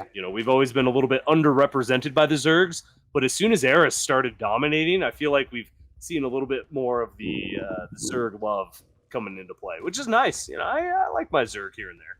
Yeah, it's cycled through a little bit in terms of which races seem to dominate with whatever our AI meta is at the time. Mm-hmm. Well, but that's also an interesting point because, there's a meta and it's ever changing and evolving. But until Eris at this moment, there's really never been an unbeatable strategy. You could say Micro Machine as well, but even Micro Machine had, the amount of times RAF-RR and Unusual had to update Micro Machine to deal with specific snipes and cheeses and strategies. For years, they were dealing with that crap. And that is why Micro Machine is the beast that it is today, is because everyone was trying so hard to beat Micro Machine that it just has so many builds under his belt now. But anyway, I kind of forget where I was going with all this. Of course, there's no... I think ultimately it's that. There's no stable meta. Even with Eris, there's no unbeatable strategy technically. Eris is it's almost like looking at Cyril. It's just so damn good. Yeah. You just don't know quite how to keep up. But every now and then, something comes across the board, or, you find just this perfect little window of opportunity that you can beat the top bot. Yeah. So it's not impossible. It's just really, really hard at the moment. Yeah, and I think the key get out of there. I'm not gonna make it. The key with Eris was always that it was clear to people that the way to get at it was going to be the early game, but nobody was executing it properly. Yeah. Ling's swarming in here. I still think Eris is really vulnerable to just a super strong, 2-base timing or something with just really good art. You got to be able to defend and push out at the same time. Not only defend your base. Oh man, these Lings are just getting so many kills here. This nap is done. Do we have SCVs coming for the repair, or are we going to see a flood into the main? There's 2 SCVs right there. They really want to repair that refinery, but they can't. Now they want to repair. Tank placement's really going to make a difference here. Or they want to mine. Either way, better tank placement. Yeah, it's well. Doesn't matter if the Lings break through. Repair! Ah, you're repairing the wrong thing. They repaired the barracks, which was not that much in jeopardy, and the tank goes down because of it. Well, that's why he's smooth brain, I guess. He repaired the thing he didn't need to, just like a smooth brain would. And wow, again, just in the blink of an eye, the Zergling flood is going to seal the deal. Actually, this time a little bit quicker. Yeah, and what we don't have this time at all is a Banshee. Oh yeah, well there's cloak on the way, but it's just the Lings got into the mineral line and killed the economy so fast. We just don't have the money for the Banshee anymore. Yeah, so this one's over right here. I thought it was actually shaping up better because the tank was in a better position this time. But then, like you said, he didn't repair the wall, so it didn't matter. If SCV got on the supply depot, then I think he helped. Oh yeah, if he had just repaired, there was SCVs everywhere right there. Just a quick little repair, he could hold that for sure. So a little bit, again, that just happens with the new bot sometimes. A little bit of an unfortunate way to get knocked out. But hopefully this was a good learning experience for Smooth Brain, and hopefully we'll see some improvements. And I have no doubt we'll see Smooth Brain again. Usually, every bot that comes through ProBots comes through at least one more time. Yeah. I can't think of one off the top of my head that's only had one appearance. I'm sure it exists, and I'm just not thinking of it right now. But there has been, but I think it's only... Yeah, like I know there has been, but then the author is back with something. Well, yeah, else, then the author will make a different bot or something. So yeah, that doesn't count. Been, yeah, tank kill. Oh, did the tank help to kill the depot? That's hilarious. Yeah, it did do that. I saw a splash on that, but even then, with repair, I mean, it was gonna die anyway, but yeah, just that much sooner. So a little bit of a quick series there, but good job, Connie Nana. You will survive into the next round, and you will be able to update your bot. So we'll see what comes out of him. Yeah, not Connie Nana, but Dovakin. Oh yeah, Dovakin. Yeah, is. Yeah, Connie Nana is already in the winners. Who am I looking at? Oh, I'm looking at the wrong. Yeah, I don't know why I said Connie Nana. Connie Nana might be one of the potential opponents. Yeah.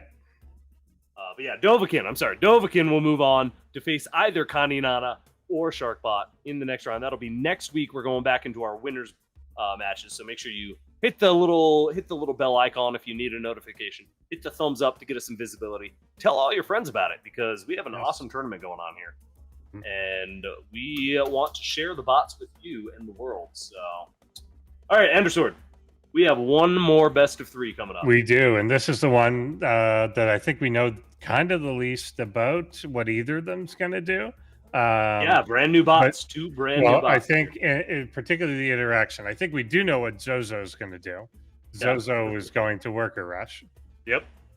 That is, in case you missed last week's show, Zozo is a worker Russian cheeser. And here's Octopus V3. So here's Octopus. Yeah, Octopus again, new bot in Python. So a little bit lower on the ELO. I think this was one of the last bots to qualify. Not the very last, but... so you can kind of see just kind of where the ELO range is the point there. Lower, around 1600 for the low bots, and then Eris up at 2300. So quite a wide range of ELO there. So the bots definitely getting a lot of interesting matchups. Sometimes they have to face somebody around their skill level. Sometimes you got to go up against Micro Machine or Eris. And yeah, here you go. You see Zozo way higher on the ELO, up at that 2000 mark. Yeah. So looking really good. Yeah, Sam Ogon's got a nice worker rush bot here by the looks of it. It's just well but it's not just a worker rush. It follows up with more than that. Follow-ups. Yeah. So it's not just a worker rush and die. It will worker rush, and if it works, great. But if it starts to fail, it'll pull back. I think it does the recall back home, and then we'll go from there. So, yeah, second time appearing. We'll see what happens. Should be a good matchup, Endersword. And again, this is our last best of 3 of the night. Yes. So thank you all for being here and for joining us. Again, make sure you check out our extra content. If you need more, go to the website just below me, become a Crown Club member, help support ProBots, and you get access to our post-bots show.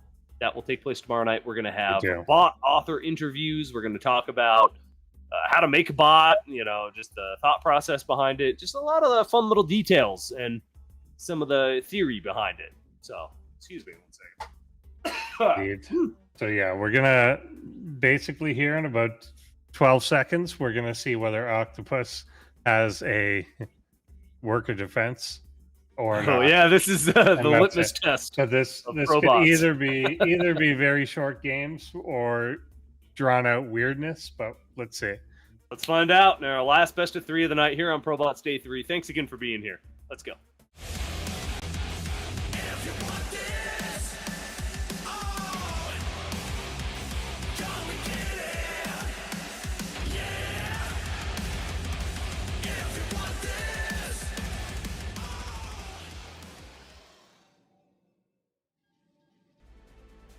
Pocketos. Octopus B3. Sam Ogar. Zozo. And here we go. The worker rush is underway. So while we wait for this to commence here, I do want to mention one last thing for new bot authors. I know we've talked a little bit about some of our stuff we have available to you. So we have videos that you can go watch, some tutorials, how to make a bot. We even have a template that you can download, some code already written that you can kind of go and enable and get a bot started. We even have a new ladder on the AI arena. We'll talk about it after the series here. Real briefly. It feels like Octopus. Yeah, check all that out. The way he's built in his mineral line feels like maybe this is something. Oh wow, look at that. Yeah, that's just straight up defense. Wow. Ender Sword, this is the perfect worker rush defense that we didn't know existed. Yeah. Wow. And he's literally walled off the mineral line. And here comes the cannon. Once he gets the cannon, nothing's getting in here. He doesn't even need the cannon. Oh, he can't. Come on, who's building that cannon? Somebody build the damn cannon. I think one of the workers that's stuck outside is trying to build a cannon. Wait, of Zozo's? Yeah. No, of Octopus's. Oh, it's that one on the... Yeah, it's that one on the... You see what he's done. There he goes. Yeah. He's got it. No, he doesn't know. Nope, he doesn't. He can't get there because he's literally walled this off. Yeah, he's walled it off. That's fine. He doesn't technically need it because once a stalker comes out, he doesn't need it at all because he can't get in. But hey, that is a defense. That's something we've never seen. As long as he can, as long as he continues something. My concern would be. Oh, you're right. Yeah. My concern if he doesn't build the cannon, will he not build anything else? Exactly. Oh no! No, what was the perfect worker rush has now turned into the biggest fail of a defense because he's locked out of his. He can't. So the only way that they're going to build it is if those 2 probes die, right? Yeah, and but Zozo is not engaging them for whatever reason. Yeah. Because I don't know whether Zozo's trying. It's kind of interesting, whatever. Yeah, so he's trying to wants the closest worker, which happens one. to be right there. And those 2 workers on the outside aren't getting quite close enough. Oh, God, if they could just get there when all the workers aren't on the mineral patch, maybe. No, but they literally can't get there. They literally can't. It's walled off. Oh, here we go. Yeah, okay. He moved. Yeah. Okay. And just like that, the piranhas pounce. There, now it switched the one building. Now it will continue. Here we go. We're out. Yeah. We made it, everybody. We're through the block. And we're going to see... I don't even know what the hell we're going to see now because this is the weirdest scenario that we have never encountered. So we're just going to sit back, relax, and enjoy it. All right, while the cannon finishes and this shapes up, we'll see if any units come out for Octopus once that finishes. He's got so many minerals that I would hope there's a follow-up. Oh, God damn it. He's not going to do anything because he wants the gas, too. Okay, he's going to be able to take the gas. No, he's not. He can't get out of his damn mineral line. Oh, my God. I'm done. This is crazy. It's, he's got to do something. There's the recall. Yeah. So there's got to be some plan to this, though. Where... Okay, hold on. Are there like 10 probes trying to build? Look how bright that assimilator was. Yeah. Go back to that assimilator in Octopus space. Is that even possible? Can you stack building an assimilator? You could just he got. Look how bright that is. Yeah, he had like 10 assimilators lined up on there, and the queue is just insane. Okay, I don't know how that worker got out. Oh, that was the one that was out. He built it. No, he's building one. Oh, he's building them outside the base. Yeah. Okay, we're good. Yeah, so that's okay. Why he hasn't made like a zealot or something yet, I don't know. I mean, now that he's like on track, but because he's I don't even know what to say about it. Like, where do we even go from here? I think Zozo's just going to win because he's got units coming out. He might, but I mean, Octopus has 2,100 minerals and no units. If Octopus kicks into anything, then he's going to explode. But it's maybe if his main gets saturated. Like, it's such a clever and good way to do this.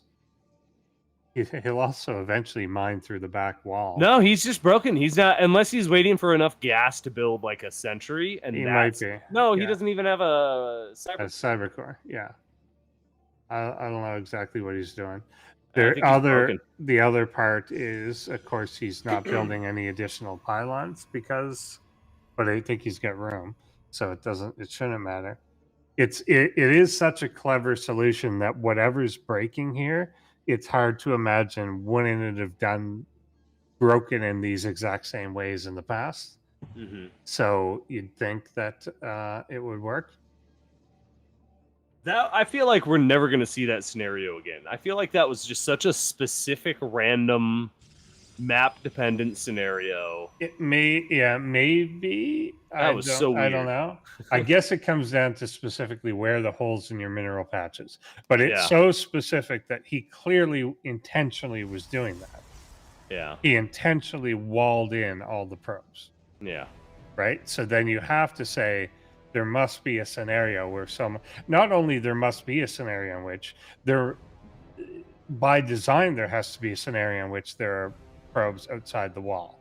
Yeah. So then I have to code some condition for what to do when. Which he did. He started building them and rallying them outside the wall. Eventually, but I think that was for something else, though. I don't know. It's weird. Like, it's so close to being totally awesomely correct, but it's not. It happens. Yeah. You know, and that with the new bots, especially, one little thing gets thrown out of place with like a worker rush that you're not ready for. It just breaks your whole bot. Yeah, it's something we see all the time. That there's a hard coded prerequisite to something, and then it will not continue if that gets frustrated. I'm really curious to see how the worker rush is going to work on a different map here. If the wall up gets completed the same way, if the outside workers on the outside will get targeted more easily because of their positioning, it's really going to come down to a lot of little things. Yeah, that's definitely a fail bot threshold. Yeah, sure. It's a cool one. It's such a cool solution. Yeah, well, initially I was so impressed. I was like, this is brilliant. This holds out the workers entirely, completely. You know, you don't even have to fight them.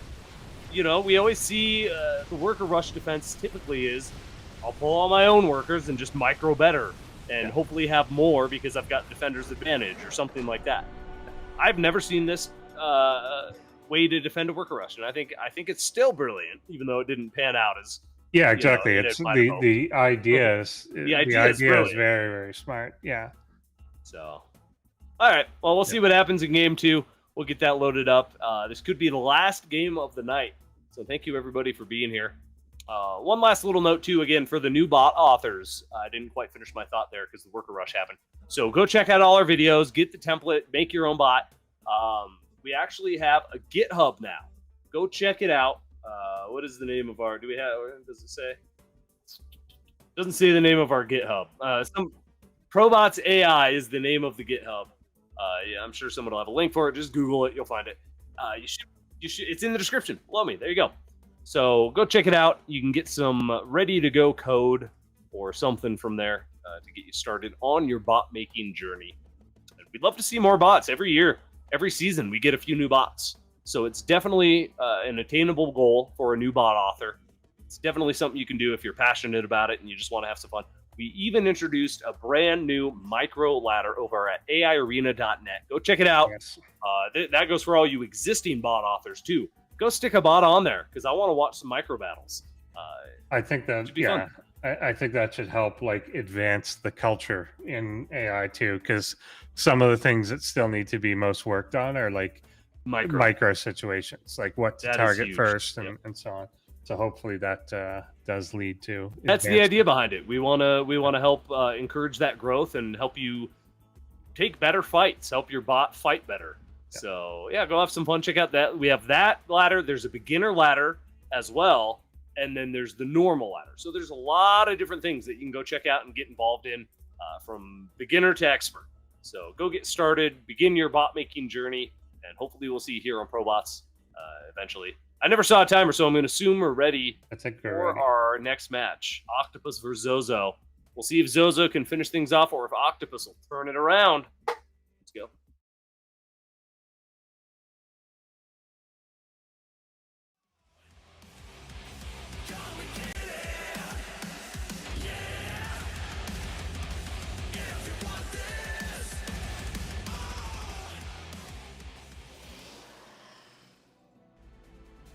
Pakados. Octopus B3. Sam Ogon. Zozo. Alrighty, worker rush activate. Again, this is an all-in worker rush. In case y'all didn't notice, there is one worker left behind. Yeah. So he's doing the same. Yeah, yeah, he's doing the same thing here. So the two pylons going down immediately is part of the wall off here. The wall, yeah. We get those back little gaps walled off. Yeah, here comes the forge. That's a little close, but the idea was to leave room for the gas, but he ended up blocking out and not even being able to get that second gas. I do think it was just a symptom of I don't think he can. Oh, there it is. Okay, he's going to get the wall off. A couple workers are out. They're panicking. A lot of workers are out. Oh, this time Octopus actually responds, but not with all the workers. So if Zozo micros correctly, which actually he's just running away. Yeah, this is kind of odd. What just? Yeah, this is really odd. What? All right, we're going to have the party train of probes all following the leader back to Zozo's base. So now there's like 8 probes. I don't even know whose is whose. Yeah. Now there's like 8 probes that are walled out of its own It's the weirdest scenario. Zozo doesn't even care that Octopus, Octopus doesn't even care that Zozo was like retreating. He's just gonna follow him all the way home. Okay, Zozo now is going back home. Don't see the recall this time. Just gonna have a full-on retreat. Wait, will we see the recall still? That would be hilarious. No, okay, no recall. Yeah, no. I don't think so. That would be really funny if he still has the recall in, though. He's just kind of piling up to the side there. All right, so well, this game's already. He does continue. It's kind of odd. He had too many outside, like more than he needed, but now it'll be okay because those are the ones that'll do gas anyway. Yeah, I guess it was just enough to make Zozo completely hightail it out of there. That was a really weird reaction out of Zozo. So now the real thing we'll see will be, like, does anything happen? Where's the Cyber Core? Okay, there's more happening. Yeah. This is already shaping up to be a totally different game here. All right, Octopus has survived the initial cheese. It's all going to be about if we can get that Cyber Core down and start making some stalkers and some good units and I don't know, make something happen. The ball is in your field, Octopus. You have got to make something happen here. Well, I don't know. Zozo has actually got a really good control as well. 22 workers. Cybercore on the way now for both bots. So this is just going to kind of shape up to be a relatively normal game, I think.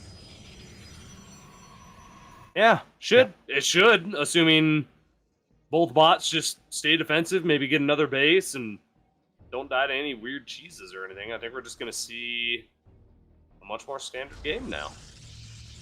Wow, a lot of cannons for defense. I'm not a huge fan of that, especially once you've held initially. I like the initial if you're getting attacked, keep building more or something, but yeah, I get the idea behind it. It's you want to be defensive and just not have to worry about early game stuff, but it really can set you behind if you build too many cannons.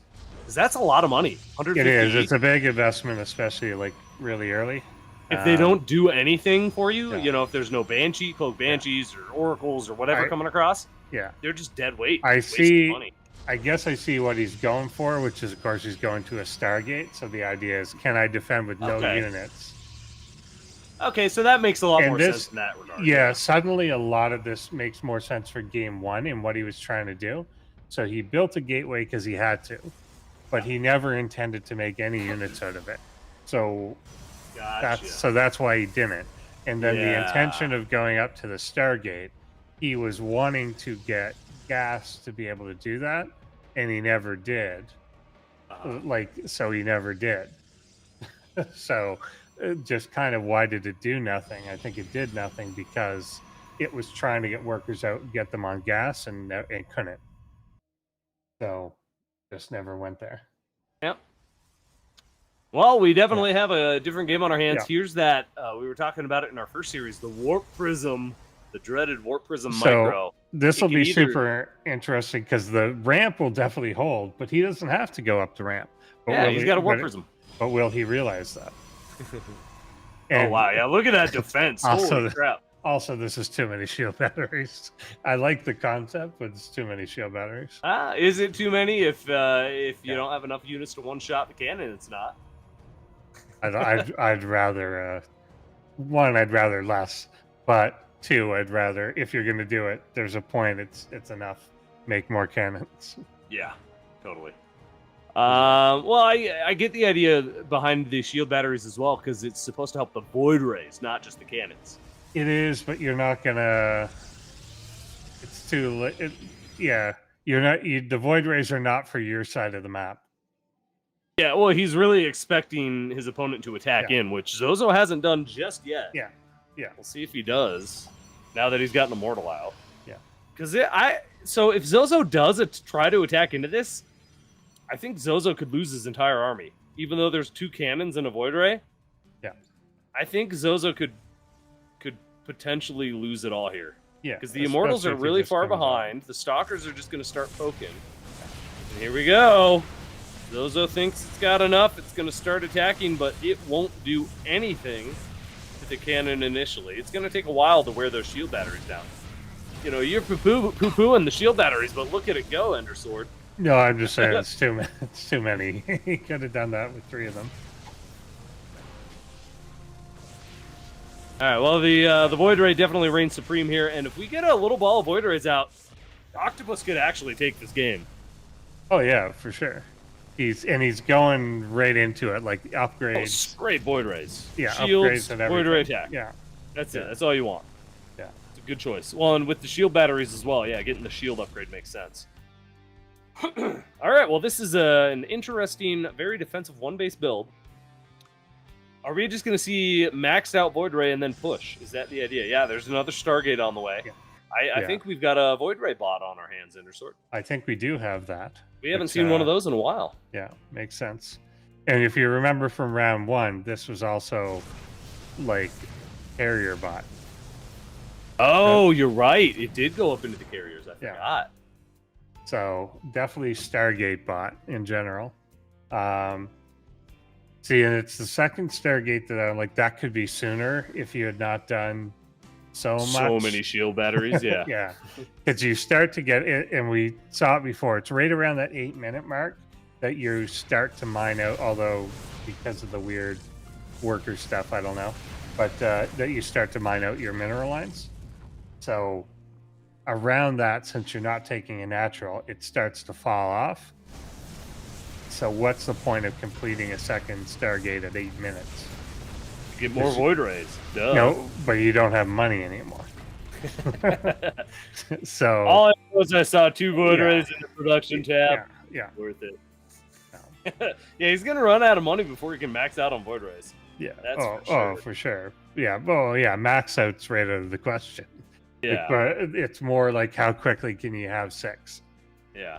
And I think you can faster if you didn't go as defensive, but like, yeah, I get it. So if the Void Rays work and we see Octopus win, we're gonna have an ace match every night or every day so Everyone far, but in the only at last the very game. end of the the last series. Yeah. That's funny. For sure. So yeah, definitely helps him out if this comes across first. And Well, Zozo keeps basically poking and kills the losing top. units. Yeah. If Zozo were just to sit at home and build up a mass Stalker Ball, I think the Void Rays die when they eventually And the clash. big key, I think we're focused a lot on what Octopus is doing off one base, but of course Zozo is as well. Yeah, Zozo So is not it's expanded. So it kind of goes both ways. Oh, the Void Rays are just going to super win this. This is that pretty if much you game talk over about already. Yeah, if you talk about resources lost and stuff, and maybe we could take a peek at that. It's all Zozo that's lost things. Oh yeah, we've had like 15 Stalkers die for nothing so far. No Void Rays have died. Got some long distance mining going on for Octopus to get more Void Rays. And I wonder if Octopus actually knows this. And this might be true, because obviously this whole design is to go after the, stop the worker rush. But if Octopus is also taking that one step further, and maybe it is kind of what you're saying of just stay there and kill, because I know that my opponent will never expand. And therefore, I will just sit here until he is mined out, and then I'll kill him eventually. So if that's what he's doing, and he's thought that out to the end, then that's brilliant. We'll see. Yeah. Well, again, this is effectively over if nothing changes, which I don't think it will. Zozo's not going to get a second base.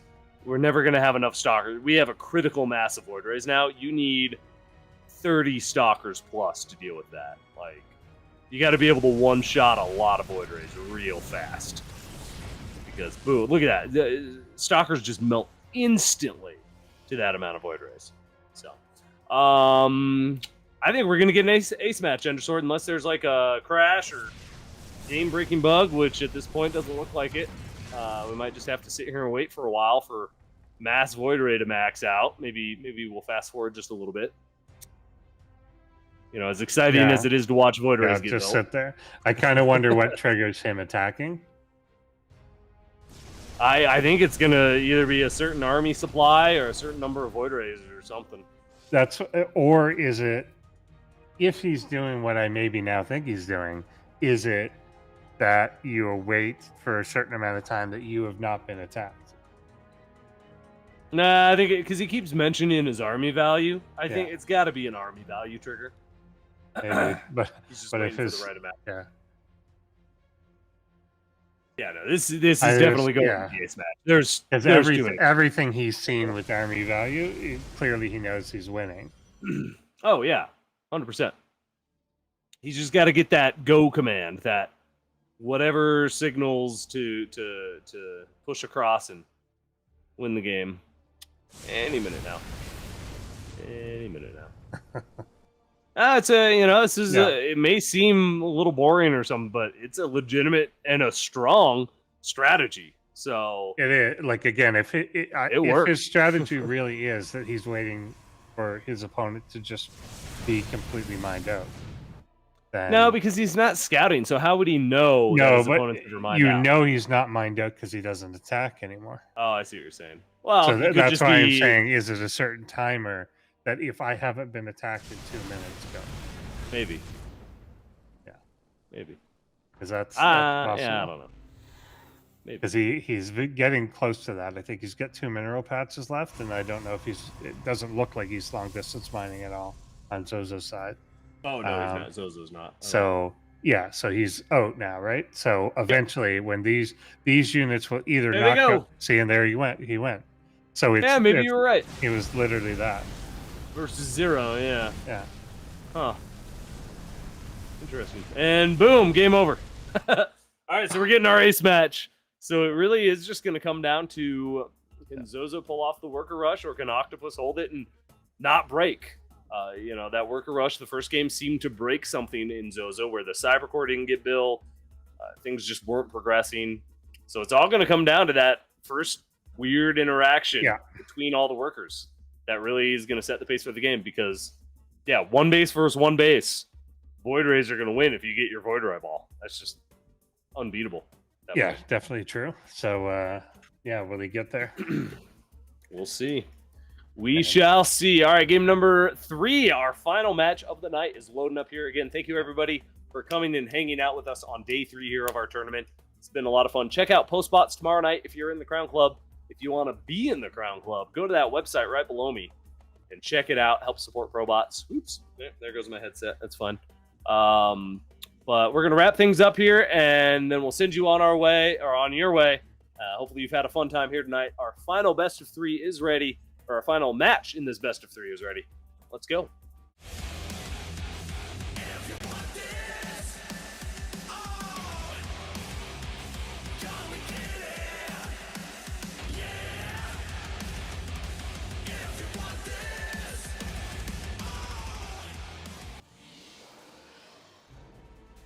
Packados. Octopus B3.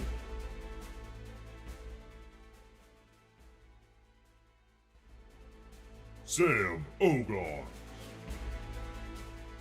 Zozo.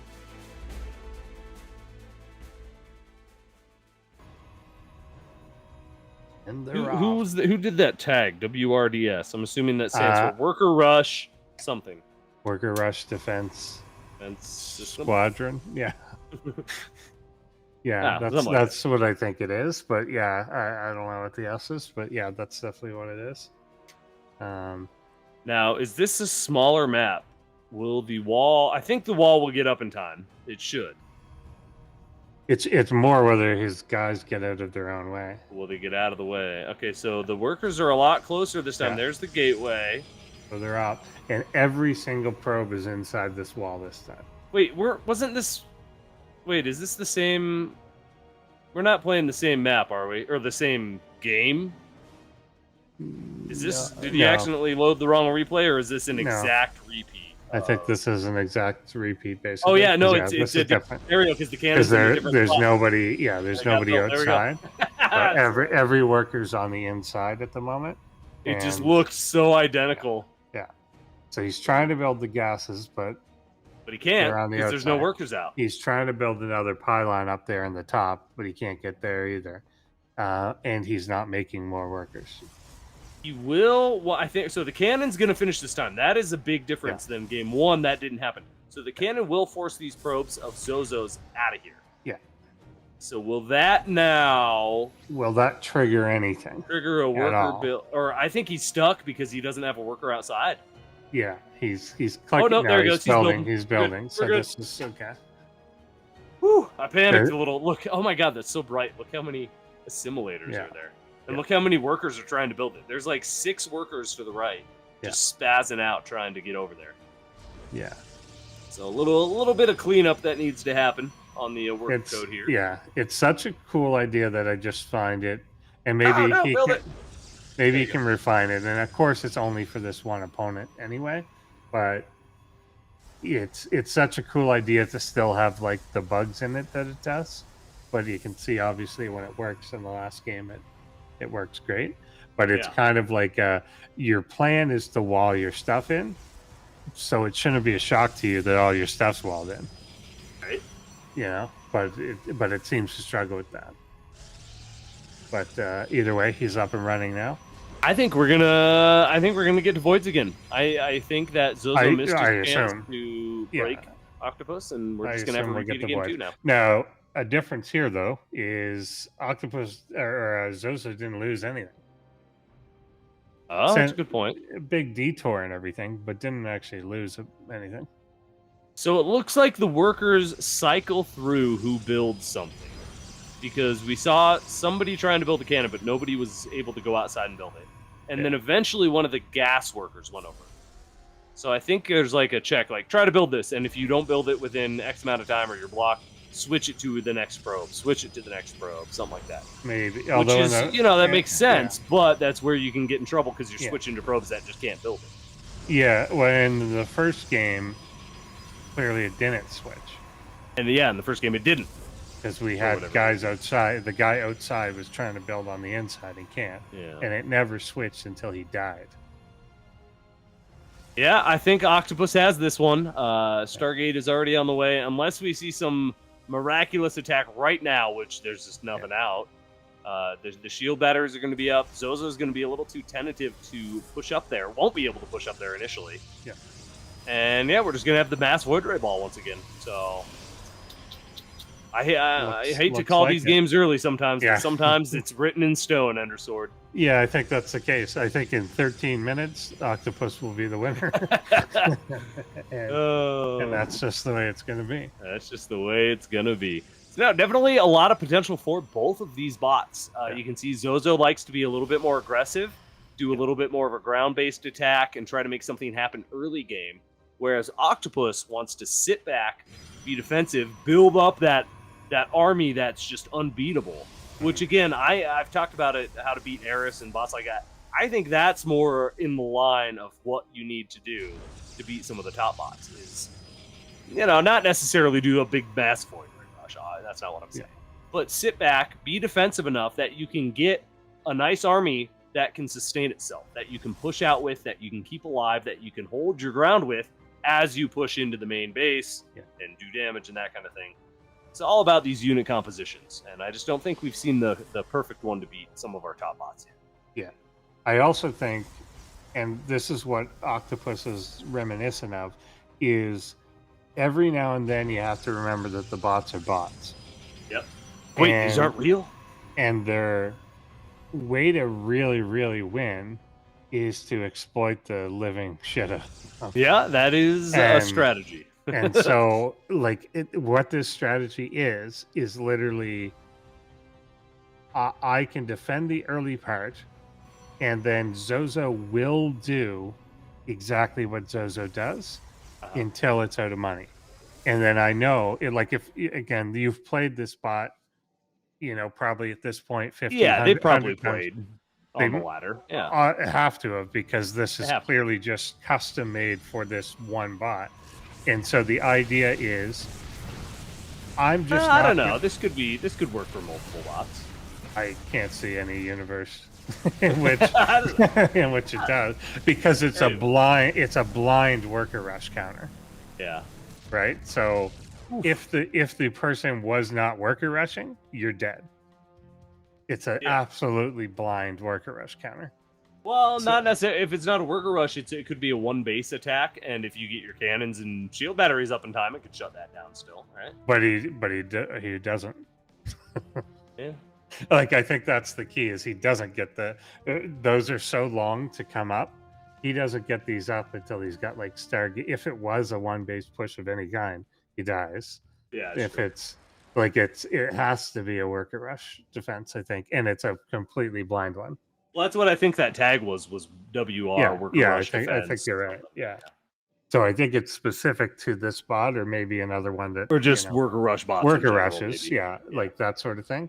But what I'm driving at is that he knows the exact behavior of the bot from this point forward. So not moving out with the Void Rays is, why would you even take a chance? Just wait. This is impenetrable, clearly. Oh yeah. And nothing's getting up there anytime. So why even go attack? Just literally wait until the other bot is clearly done, and then go. It's the the episode of The Simpsons where Homer becomes a boxer. Yeah. That's this. Just let them hit you until they're tired out, and then nudge them over. It's a legitimate strategy. That's what this is. It's about to get that point once Zozo's done attacking. We'll probably go ahead and fast forward and wrap this up here. This is, again, written in stone. There's, unless Zozo were to drastically change its build order, maybe get a second base, some other units. Yeah. Void Rays are just going to win. So we're going to have... And I assume he knows that doesn't happen. No, it doesn't. Yeah. It just doesn't. Yeah. So we have got our 4 bots. Well, 3 bots in the scrap pile, 1 more about to join them. Unfortunately for Zozo, I think that will be the bot joining the scrap. But we have got 4 bots now awaiting their opponents from the upper brackets. Yes. Which we are going to see next week. So we're going to see Octopus here go up against either Micro Machine or another new bot, Osavi Bot. Yeah. We'll see how this fares. Micro Machine always seems to get a lot of the fresh meat in these tournaments. A lot of these poor new bots seem to always have to go up against Micro Machine. What do we have? 1, 2, pretty much 3 new bots in Micro Machine's group. Yeah. So that is not easy for any of them, but should be a fun matchup. But yeah, good job. Good job, Octopus. Is this new? He didn't take the second base last time, right? You're right. It is new. He has expanded and he is evolving before our very eyes. We are watching this bot grow and just slowly start to take over the world. Yeah. No, it was a good little series. I definitely like what Zozo's doing. I like the idea behind it. It's just not executed properly for this type of defense. Again, like you said, it's just a custom-made defense for this type of aggression, and it just shut it down so perfectly. Yeah. Octopus will be moving on to our next little stage there. So, well done, everybody. Good job, bot authors. Again, 4 bots have now been eliminated. We have 12 bots remaining. Let's go and take a look at our brackets here and see where we're at in this tournament. Again, next week will be day 4, and we're going to head back into all of our groups. Once more, we're going to see groups A, B, C, and D. We're going to do all of our winner matches. So we're going to do Eris versus Tyr in Group A, followed by Ketrock versus Xena. Again, the winner will move on into the round of 8. The loser's going to go down and face their opponent that is sitting there waiting for them with that blank spot. So Sharkbot versus Kaninana, that's going to be a fun match. I really have been enjoying watching Sharkbot recently. He does a lot of really fun builds and things like that. And then Micro Machine versus Osavi Bot to wrap things up next week. Wow, this tournament is looking good and shaping up really nicely so far. Mm-hmm. I'm liking it. And who would have thought that a worker rush bot would have been involved in 2 of the ace matches? Right? Like, you would generally think it either wins or loses, not that it flips. Yeah. But yeah, that's happened twice now. Yes, indeed, it has. There we see the little replay, the breakage. Yeah. I'm assuming this is game 1. Yep. Yes, this is game 1. So yeah, you can see that the one on the outside there is trying to. It's these 2 guys that are trying to place it. All right, good stuff. 142 more subscribers until we get this channel partnered, apparently. So make sure you hit the sub button if you like what you see. Help us out, get us some visibility. Make sure you hit that thumbs up as well if you haven't already. Thank you to everybody that has. We actually have more thumbs up than people watching again. So thank you so much, everybody who has done that. It really does help get us a little more visibility, gets more people aware of what's going on. This is the future of StarCraft. Everybody needs to know about it. The bots are going to take over. You might as well just accept it now and enjoy the ride, okay? So get over it. Let the overlords take over the world, and we'll go from there. But good stuff. Great night of games tonight. Thank you, Undersword, for watching those with me. It was very a lot of fun. Very good ones. Yeah, very interesting. I love ones like that last series, like where it's like it's just weird. It's a plotted out. It's a really good idea, and then plotted out like mind games of how the other bot will act when you do this, and then just knowing that for a fact. Yeah. Well, and that's what ProBots is the place to do stuff like that, because you most of the time, I'd say about half the time, you know who your opponent's going to be, or you can make a logical assumption. It'll be one of 2. It's usually like every couple weeks we allow an update, so you know you have to deal with your current opponent, and then maybe one that you don't know. Yeah.